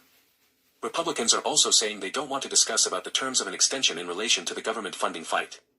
Even as Vice President J.D. Vance floated possible negotiations on the future of the subsidies following Monday's bipartisan meeting between President Donald Trump and congressional leaders, he also stressed that a shutdown would impede those talks. Democrats continue to insist that promises of future talks would be insufficient to earn their support for a funding patch at this time, saying an extension must be baked now into shutdown-averting legislation. Led art, House Ways and Means Committee Ranking Member Richard Neal, Democrat Massachusetts, walks to a vote on Capitol Hill May 14, 2025. Francis Chung/Politico. 8 hours ago. Shutdown guidance for House operations has been issued by the Committee on House Administration. The 24-page document outlines how lawmakers should determine if their staffers are essential, and includes mock-ups of furlough notices for those who are not. The memo also outlines which entrances around the Capitol complex will be open during a shutdown, as Capitol Police offers adjust staffing in such an event. The Longworth Cafeteria and Starbucks are the only eateries on the House side slated to be open. Catherine Tully McManus. September 29, 2025, 5:24 p.m. Eastern Time. 8 hours ago. No deal at White House shutdown summit, but Trump broaches healthcare talks. There are still large differences between us, Senate Minority Leader Chuck Schumer said afterward. By Jordan Carney, Meredith Lee Hill, Maya Ward and Nicholas Wu. September 29, 2025, 4:49 p.m. ET updated, September 29, 2025, 9:12 p.m. Eastern Time. Led art, Senate Minority Leader Chuck Schumer speaks as House Minority Leader Hakeem Jeffries looks on outside the White House on September 29, 2025. Francis Chung/Politico. 10 hours ago. Majority Leader John Thune said the Senate will vote Tuesday on a House-passed bill to fund the federal government, a repeat of a vote earlier this month that failed due to Democratic opposition. The timeline, first reported by Politico last week, means the Senate won't bring back up the stopgap to fund the government through November 21 until just hours before a midnight shutdown deadline. Thune's comments came ahead of a sit-down at the White House with President Donald Trump and other congressional leaders. Thune said his position hasn't changed, adding that whether or not the government shuts down is up to the Democrats. Jordan Carney. September 29, 2025, 2:58 p.m. Eastern Time. 11 hours ago. As Congress hurtles toward a potential government shutdown, staff and lawmakers can rest easy that coffee will be available on Capitol Hill. Employees for Cups & Company in the Russell Senate Office Building and Starbucks in the Longworth House Office Building assured customers Monday they will still be open, even if the government shutters Wednesday. Official guidance is expected later in the day Monday on what eateries and services will be closed throughout the Capitol complex in the event federal funding lapses Wednesday. By Catherine Tully McManus, Haley Fuchs, and Jordan Carney. September 29, 2025, 1:53 p.m. Eastern Time. 12 hours ago. Republicans are preparing to keep the Senate in session into the weekend if the government shuts down Wednesday morning, according to two people granted anonymity to describe private planning. The Senate is currently scheduled to be out of session on Thursday and Friday due to Yom Kippur, but that could change, the people said. It's not clear what the Senate would vote on absent a bipartisan deal. Majority Leader John Thune has one opportunity to call a re-vote on the House-passed 7-week stopgap, which he is likely to do Tuesday. He could then restart the process of bringing it up for a vote or make other procedural motions aimed at making Democrats squirm. Jordan Carney. September 29, 2025, 1:02 p.m. Eastern Time. 13 hours ago. Johnson urges GOP unity as shutdown deadline nears. The Speaker told lawmakers to expect to come back to Washington next week. Meredith Lee Hill. September 29, 2025, 11:51 a.m. Eastern Time. Speaker Mike Johnson told House Republicans on a conference call Monday that they need to stick together to force Senate Democrats to swallow the 7-week stopgap bill the House passed last week, according to 3 people granted anonymity to describe the private call. Johnson said he plans to bring the House back into session next week, the people said, a decision that comes as some House Republicans grow restless about the prospect of being out of Washington as a potential government shutdown looms. The House was already set to be out of session this week, in part because of the Yom Kippur holiday. But Johnson has been entertaining whether to keep the lawmakers away longer to bring more pressure to bear on the Senate. Otherwise, Johnson stressed unity ahead of the Tuesday midnight shutdown deadline. He said on the call that House and Senate GOP leaders plan to hold a joint news conference Wednesday morning, after agencies might have closed, the people said. Johnson is set to attend a White House meeting Monday with fellow congressional leaders and President Donald Trump. The Senate is set to re-vote on the House-passed continuing resolution Tuesday, just hours before the shutdown deadline. Democrats are demanding negotiations on an extension of boosted health insurance subsidies as part of any deal to avert a shutdown. But Johnson and other GOP leaders are seeking to push off any talks. Led Art, House Speaker Mike Johnson, Republican Louisiana, speaks with reporters after the House passed a continuing resolution that would avert a government shutdown at the U.S. Capitol on September 19, 2025. Francis Chung/Politico. 14 hours ago. White House to Democrats, be reasonable, ahead of shutdown deadline. Press Secretary Caroline Leavitt previewed Monday's Oval Office meeting. Jordan Carney. September 29, 2025, 11:35 a.m. Eastern Time. A top White House official said President Donald Trump will push congressional Democrats to back a House-passed stopgap bill during an Oval Office sit-down Monday, less than 48 hours before a possible government shutdown. The strategy leaves a gulf between what Republicans are demanding and Democrats hope that Trump, Senate Majority Leader John Thune and House Speaker Mike Johnson will launch negotiations on soon-to-expire health insurance subsidies. Let me be very clear about the President and the White House's position. All we are asking for is a common-sense, clean funding resolution, a continuing resolution to keep the government open, White House Press Secretary Caroline Leavitt said during a Monday interview on Fox News. The President is giving Democrat leadership one last chance to be reasonable, to come to the White House today to try to talk about this, she added. The sit-down on Monday is the first high-level meeting to come out of a weeks-long stalemate over government funding. A shutdown will begin at 12:01 a.m. Wednesday if Congress does not act. House Minority Leader Hakeem Jeffries said Monday that Democrats were going into the meeting with Trump to have a good-faith negotiation about landing the plane in a way that avoids a government shutdown but does not continue the Republican assault on the health care of the American people. But Jeffries reiterated Monday that promises of future negotiations on the expiring insurance subsidies aren't enough for him. Senate Democrats haven't lined up uniformly behind Jeffries. Minority Leader Chuck Schumer demurred over the weekend when asked about the possibility of a funding deal that did not extend the ACA credits, instead pointing to the need for real negotiations. Other key Senate Democrats to watch have declined to say how they will handle the GOP stopgap this week as they wait to see how the sit-down at the White House goes. Nicholas Wu contributed to this report. Led Art, White House Press Secretary Caroline Leavitt arrives for a press briefing in the James S. Brady Press Briefing Room at the White House on September 22, 2025. Francis Chung/Politico. 14 hours ago. House Minority Leader Hakeem Jeffries reiterated Monday that Democrats would need more than a handshake deal on health care to avert a shutdown at midnight Tuesday. Speaking to reporters ahead of a planned Monday afternoon meeting with President Donald Trump and fellow congressional leaders, Jeffries said of Republicans, no one can trust their word on health care. Are you kidding me? These people have been trying to repeal and displace people off the Affordable Care Act since 2010, that's 15 years, Jeffries told reporters Monday. And on behalf of the American people, we're supposed to simply take their word that they're willing to negotiate? The American people know that would be an unreasonable thing for us. Jeffries previously insisted any agreement needs to be ironclad and in legislation. Some Senate Democrats, meanwhile, including Minority Leader Chuck Schumer, have signaled a framework deal to engage in negotiations over expiring health care subsidies would be enough to earn their votes on a stopgap funding bill. Nicholas Wu. September 29, 2025, 11:08 a.m. Eastern Time. 16 hours ago. Federal workers' unions call on Schumer, Jeffries to hold the line even if it means a shutdown. Federal workers will willingly forego paychecks in the hopes of preserving the programs we have devoted our lives to administering, the union said. Cheyenne M. Daniels.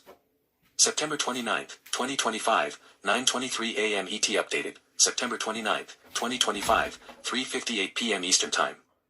A coalition of federal unions are calling on Democratic leadership to fight back against budget cuts to critical public services, even if it leads to a government shutdown and mass layoffs. In a letter to Minority Leader Senator Chuck Schumer and Representative Hakeem Jeffries, the Federal Unionists Network and 35 local, council, and national unions urged the Democrats to reject any proposal that cuts health care, Social Security, Veterans Affairs and scientific agencies.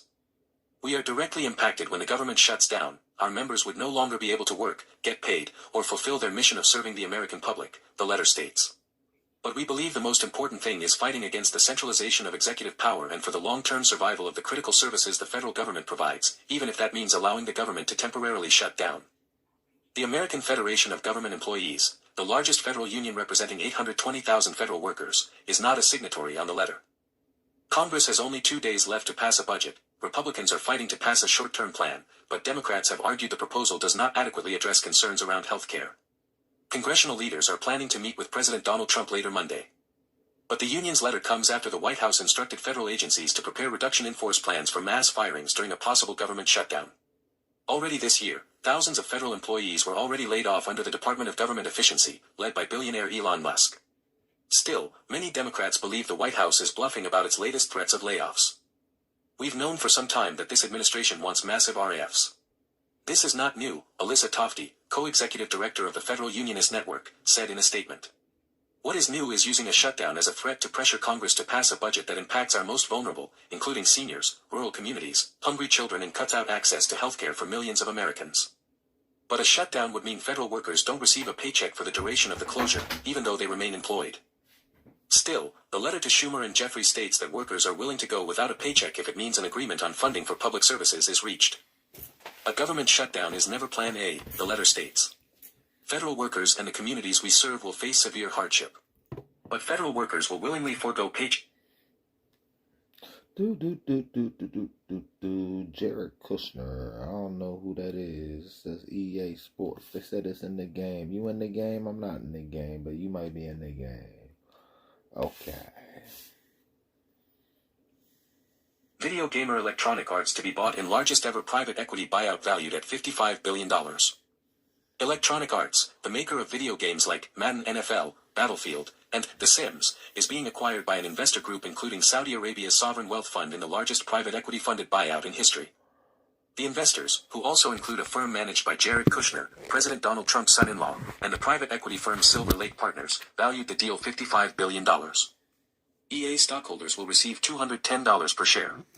The deal far exceeds the $32 billion price tag to take Texas utility TXU private in 2007, which had shattered records for leveraged buyouts. PIF, which was currently the largest insider stakeholder in Electronic Arts, will be rolling over its existing 9.9% investment in the company. The commitment to the massive deal is in line with recent activity in the gaming sector by the Saudi fund, wrote Andrew Marak of Raymond James. The Saudi PIF has been a very active player in the video gaming market since 2022, taking minority stakes in most scaled public video gaming publishers, and also outright purchases of companies like ESL, Faceit, and Scopely, he wrote. The PIF has made its intentions to scale its gaming arm, Savvy Gaming Group, clear, and the EA deal would represent the biggest such move to date by some distance. PIF is also a minority investor in Nintendo. The deal needs approval from national security regulators on the Committee on Foreign Investment given that the Saudis are involved, but there are plenty of reason to expect it will go through. Not only does Trump's son-in-law want to do the deal, but the president could also be inclined to look favorably on any Saudi investment because he has benefited directly from their spending. His family business has been paid by Saudi-backed LIV Golf for hosting its tournaments at his club starting at a difficult time years ago when the PGA Tour pulled out of events at the same venues following the January 6 siege of the Capitol by Trump supporters in 2021. The U.S. agency leading the Foreign Investment Committee, the Treasury Department, did not immediately respond to a request for comment about the potential conflicts of interest. If the transaction closes as anticipated, it will end EA's 36-year history as a publicly traded company that began with its shares ending its first day of trading at a split-adjusted 52 cents. The IPO came 7 years after EA was founded by former Apple employee William "Trip" Hawkins, who began playing analog versions of baseball and football made by Stratomatic as a teenager during the 1960s. CEO Andrew Wilson has led the company since 2013 and he will remain in that role, the firm said Monday. Electronic Arts would be taken private and its headquarters would remain in Redwood City, California.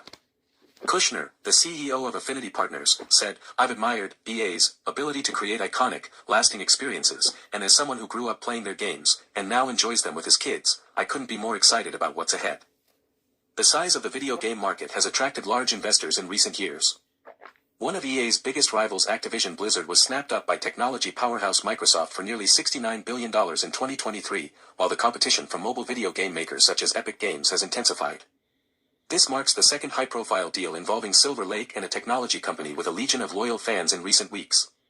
Silver Lake is also part of a newly formed joint venture spearheaded by Oracle involved in a deal to take over the U.S. oversight of TikTok's social video platform, although all the details of that complex transaction haven't been divulged yet. By going private, EA will be able to retool operations without worrying about market reactions. Although its video games still have a fervent following, EA's annual revenues have been stagnant during the past 3 fiscal years, hovering from $7.4 billion to $7.6 billion. Mike Hickey of the Benchmark Company thinks the proposed deal's $210 per share offer price may be falling short of EA's intrinsic value. With Battlefield 6 about to launch and a pipeline that could add more than $2 billion in incremental bookings by FY28, the true earnings power of EA is only beginning to emerge, he wrote. Hickey is unsure if the transaction is in shareholders' best interest. The board's decision to recommend a sale at $210 per share suggests a prioritization of near-term certainty and legacy over maximizing long-term shareholder value, he wrote to clients. But Nick McKay of Freedom Capital Markets believes the offer makes sense for EA because share price appreciation is likely limited given that the success of its sports franchises and various live services streams are already mostly baked into the stock. The financial backing and resources of the investor consortium should enable EA to increase its focus on long-term growth opportunities that may have been viewed as too risky or expensive as a public company, he wrote in an analyst note. EA shares rose 4.5% Monday after jumping 15% on Friday when reports of a possible takeover began to circulate. The deal is expected to close in the first quarter of fiscal 2027. It still needs approval from EA shareholders. Okay.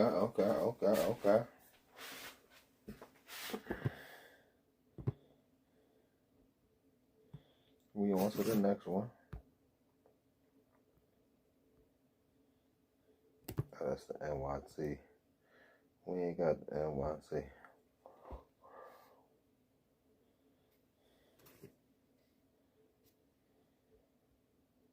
Startup founder Charlie Javis sentenced to 7 years in prison for defrauding J.P. Morgan Chase.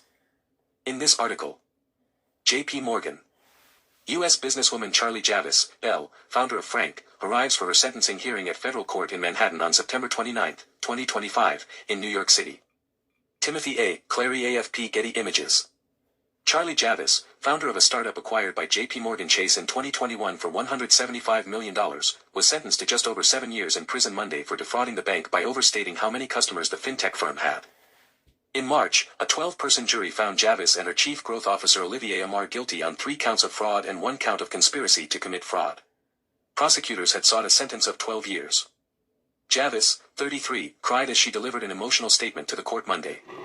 Standing to address the judge, Javis said she felt profound remorse for her actions and asked for forgiveness from J.P. Morgan, employees of the startup, shareholders, and investors. At one point, Javis turned and directly addressed her family, sitting in the front row, to apologize and thank them for what she called unwavering support. "I will spend my entire life regretting these errors," Javis said. "I'm asking with all of my heart for forgiveness," she said. "I ask your honor to temper justice with mercy. I will accept your judgment with dignity and humility." Judge Alvin Hellerstein told Javis her words were very moving, and that the way she's devoted her life is highly commendable, but that he couldn't give her the forgiveness she sought. "I sentence people not because they're bad, but because they do bad things," Hellerstein told Javis before delivering the 85-month prison sentence. "I don't think you'll be committing other crimes and that you'll be devoting your life to service, but others have to be deterred." In addition to prison, Javis was sentenced to 3 years of supervision, along with $22.36 million in forfeiture and $287 million in restitution to J.P. Morgan. She will remain out on bail while she appeals the ruling. J.P. Morgan acquisition. J.P. Morgan bought the startup, called Frank, to help the biggest U.S. bank by assets market its financial products to students. Frank was a digital platform that helped students apply for financial aid. In September 2021, JP Morgan told CNBC in an exclusive interview on the deal that the fintech firm had served more than 5 million students since Javis founded it. But months after the deal closed, JP Morgan discovered that Frank had fewer than 300,000 real customers. The rest were synthetic identities created by Javis with the help of a data scientist. Javis was arrested in 2023 on charges that she defrauded JP Morgan in the deal.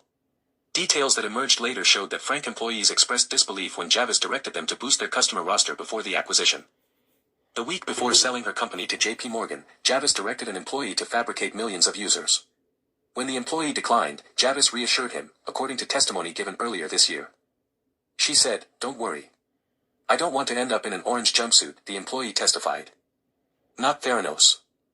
On Monday, Javis attorney Ronald Sullivan argued for a lighter sentence for his client, making the case that Frank helped customers. He contrasted the case against that of Elizabeth Holmes of Theranos infamy, whose fraud he said had dangerous medical consequences, and who was sentenced to 135 months in prison. Ms. Javis' sentence should be nowhere near Elizabeth Holmes, Sullivan told Judge Hellerstein. Assistant U.S. Attorney Micah Ferguson disagreed, arguing that Javis' crime was fueled by greed. JP Morgan didn't get a functioning business, they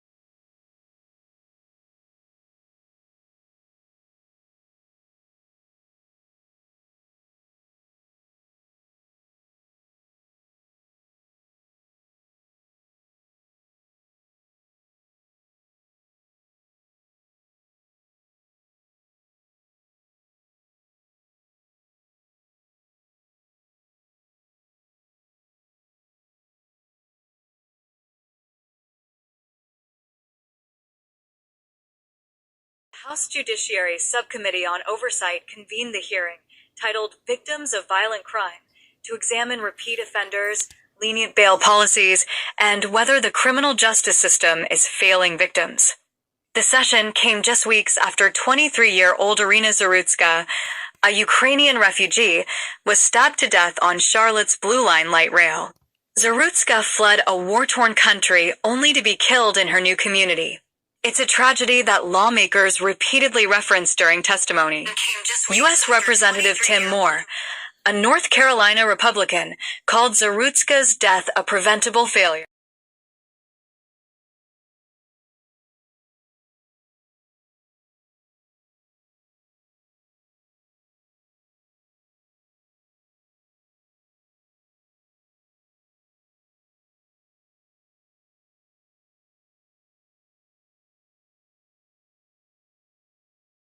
A Republican from North Carolina asked.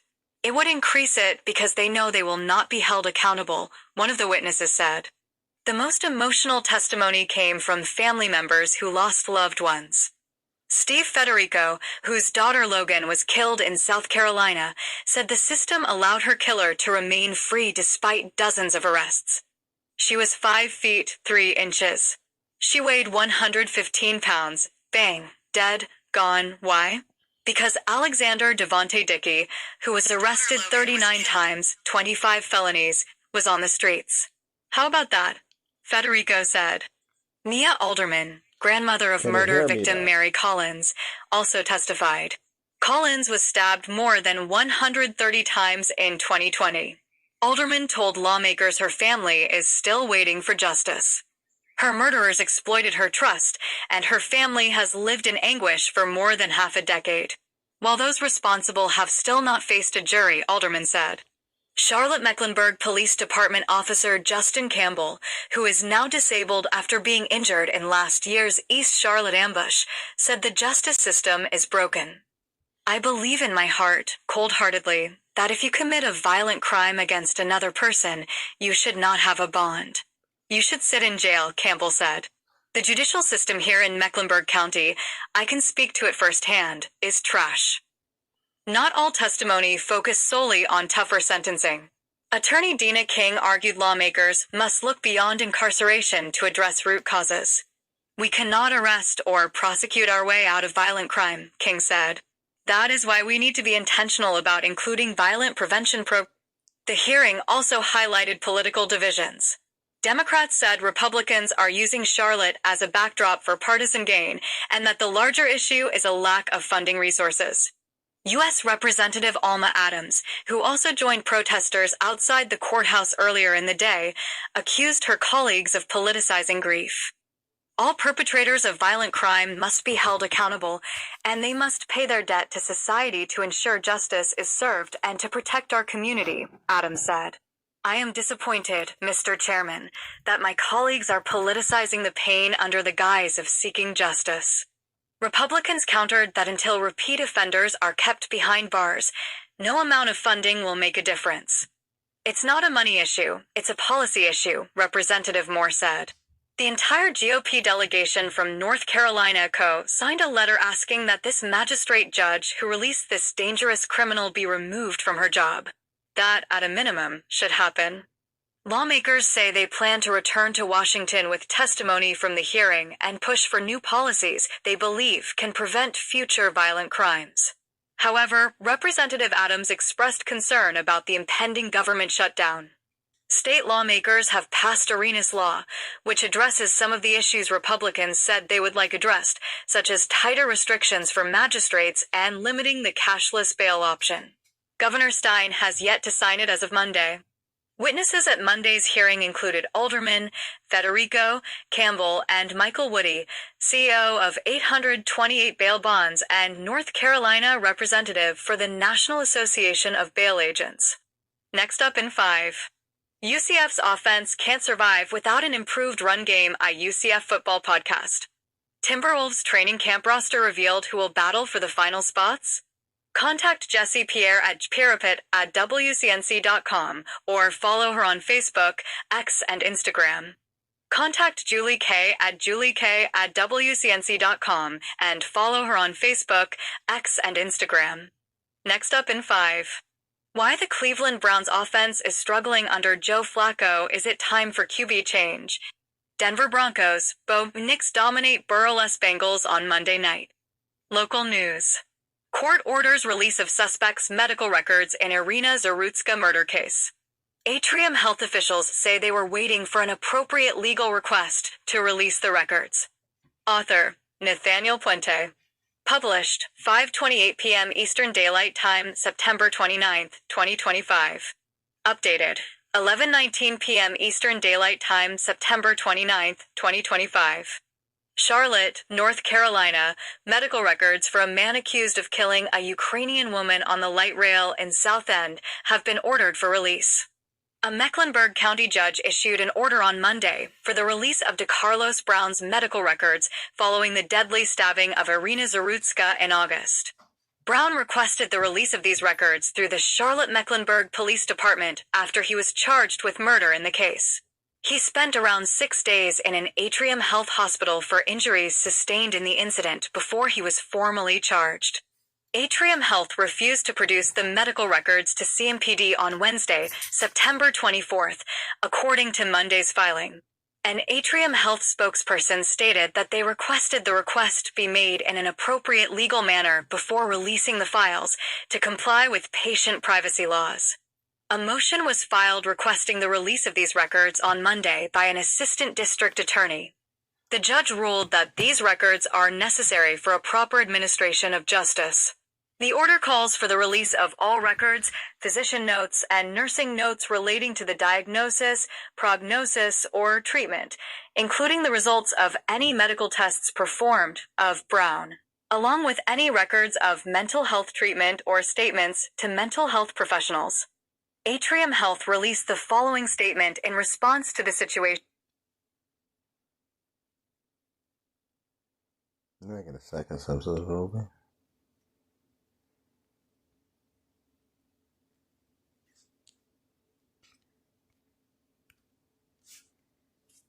Woohoo! The Simpsons movie returns for sequel after 2 decades. The film will be released in 2027, 20 years after the first, which was based on the much-loved cartoon series. A sequel to The Simpsons movie has been announced, nearly 2 decades after the first film based on the long-running cartoon series was released.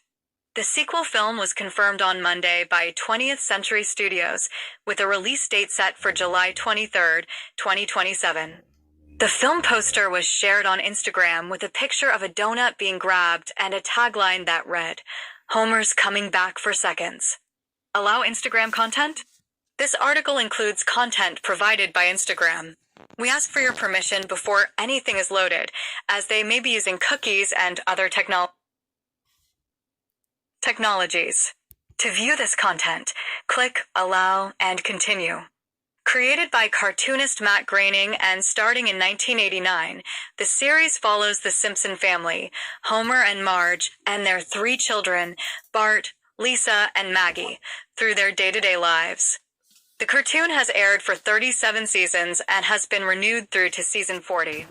The Simpsons movie, which was released in July 2007, saw Homer accidentally pollute Springfield's water supply, resulting in the Environmental Protection Agency encasing the town in a dome and leaving him with the task of saving the city and his family.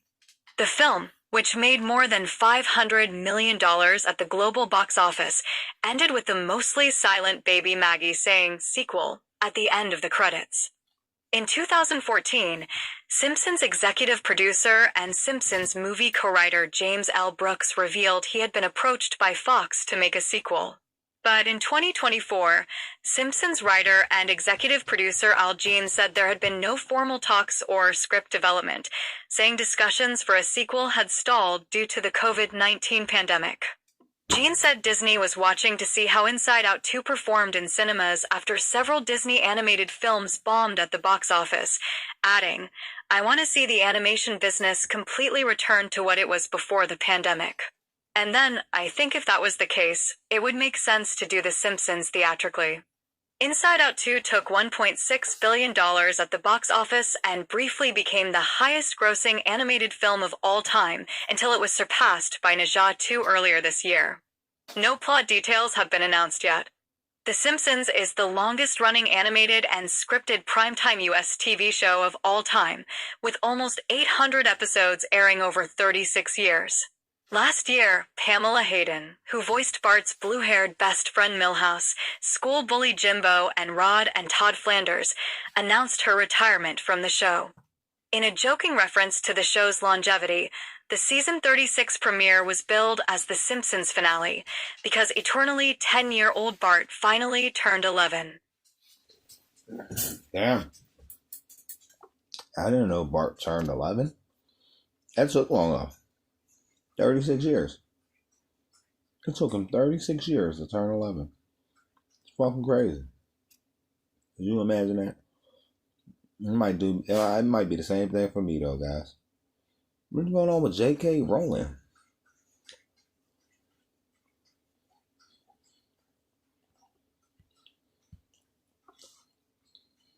J.K. Rowling responds to Emma Watson saying she could never cancel her. She's ignorant of how ignorant she is. Watson recently opened up about her complicated relationship with Harry Potter author Rowling on Jay Shetty's On Purpose podcast. Need to know. J.K. Rowling has responded after Harry Potter star Emma Watson recently spoke out about their complicated relationship in a candid interview with Jay Shetty. Rowling has publicly feuded with Watson and her Potter co-star Daniel Radcliffe in recent years after they opposed her anti-transgender stances in 2020. Emma has so little experience of real life she's ignorant of how ignorant she is, the author said in a lengthy X post. J.K. Rowling has hit out at Harry Potter star Emma Watson after she recently opened up about their complicated relationship. On Monday, September 29th, Rowling, 60, posted a lengthy message on X after seeing quite a bit of comment about Watson's interview with Jay Shetty on the September 24th episode of his On Purpose podcast. Watson famously played Hermione Granger in the movie adaptations of Rowling's Harry Potter novels, released between 2001 and 2011. Watson, Daniel Radcliffe, 36, and Rupert Grint, 37, played the 3 lead characters in the beloved franchise. In recent years, Rowling has attracted considerable controversy for making anti-transgender comments, as well as her support for others with transphobic views. While Watson and Radcliffe have both publicly expressed support for the transgender community. In Monday's X post, Rowling wrote, "Like other people who've never experienced adult life uncushioned by wealth and fame, Emma has so little experience of real life she's ignorant of how ignorant she is." J.K. Rowling and Emma Watson are pictured in 2013. David M. Bennett/Getty. She began the message by writing, "I'm not..." Emma asked someone to pass on a handwritten note from her to me, which contained the single... No, we was all the way up here. J.K. Rowling and Emma Watson are pictured in 2013. David M. Bennett/Getty. She began the message by writing, "I'm not owed eternal agreement from any actor who once played a character I created. The idea is as ludicrous as me checking with the boss I had when I was 20 on for what opinions I should hold these days." Emma Watson and her co-stars have every right to embrace gender identity ideology. Such beliefs are legally protected, and I wouldn't want to see any of them threatened with loss of work, or violence, or death because of them, Rowling continued. J.K. Rowling and Emma Watson. Taylor Hill/Film Magic. Arturo Holmes/Getty. However, Emma and Dan in particular have both made it clear over the last few years that they think our former professional association gives them a particular right, nay, obligation, to critique me and my views in public, the author added. Years after they finished acting in Potter, they continued to assume the role of de facto spokespeople for the world I created. Rowling shared the message after Watson told Shetty in her lengthy podcast interview, "I guess where I've landed it, it's not so..." I'm gonna get you guys back on the updates about the government shutdown.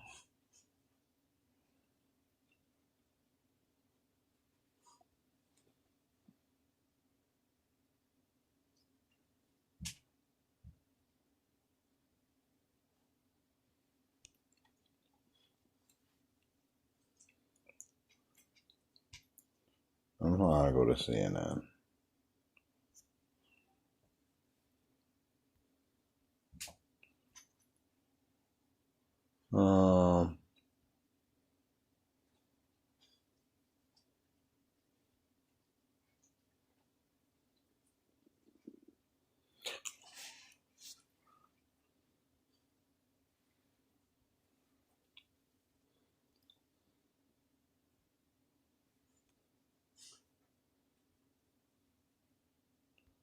Let's see. Trump. Will they just talk about Trump all day? That's a lot of Trump, guys. That's a lot of Trump. That's a lot of fucking Trump.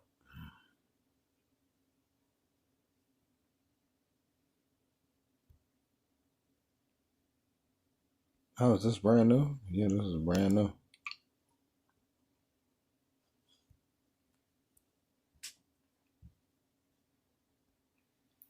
Everyone's accounted for in Michigan church shooting, but search for clues continues.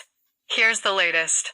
Just 2 days after a devastating attack on a Church of Jesus Christ of Latter-day Saints chapel left the small community of Grand Blanc, Michigan, shattered. Investigators are still combing the wreckage of the burned-out church for evidence and clues that might help them make sense of the shocking assault. The attacker, an Iraq War veteran who had made disparaging comments about the LDS faith in the weeks before unleashing flames and bullets on adherents, drove his car into the chapel, opened fire on congregants, and then set the building on fire. In total, 4 people were killed and 8 injured. The shooter was killed in a shootout with police. And it could have been worse had it not been for the heroic response, officials said. Authorities say they are still investigating a motive in the attack. All the missing have been accounted for, police said Monday, but victims of the attack have yet to be publicly identified. Children were among the injured.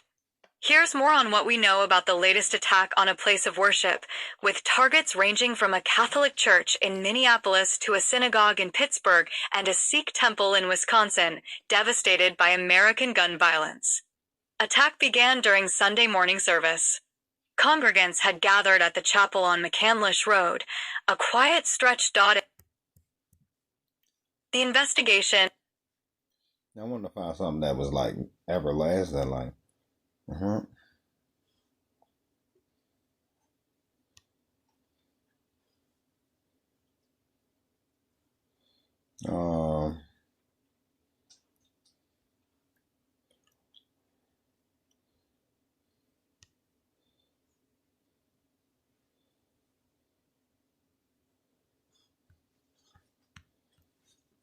What happens to the one that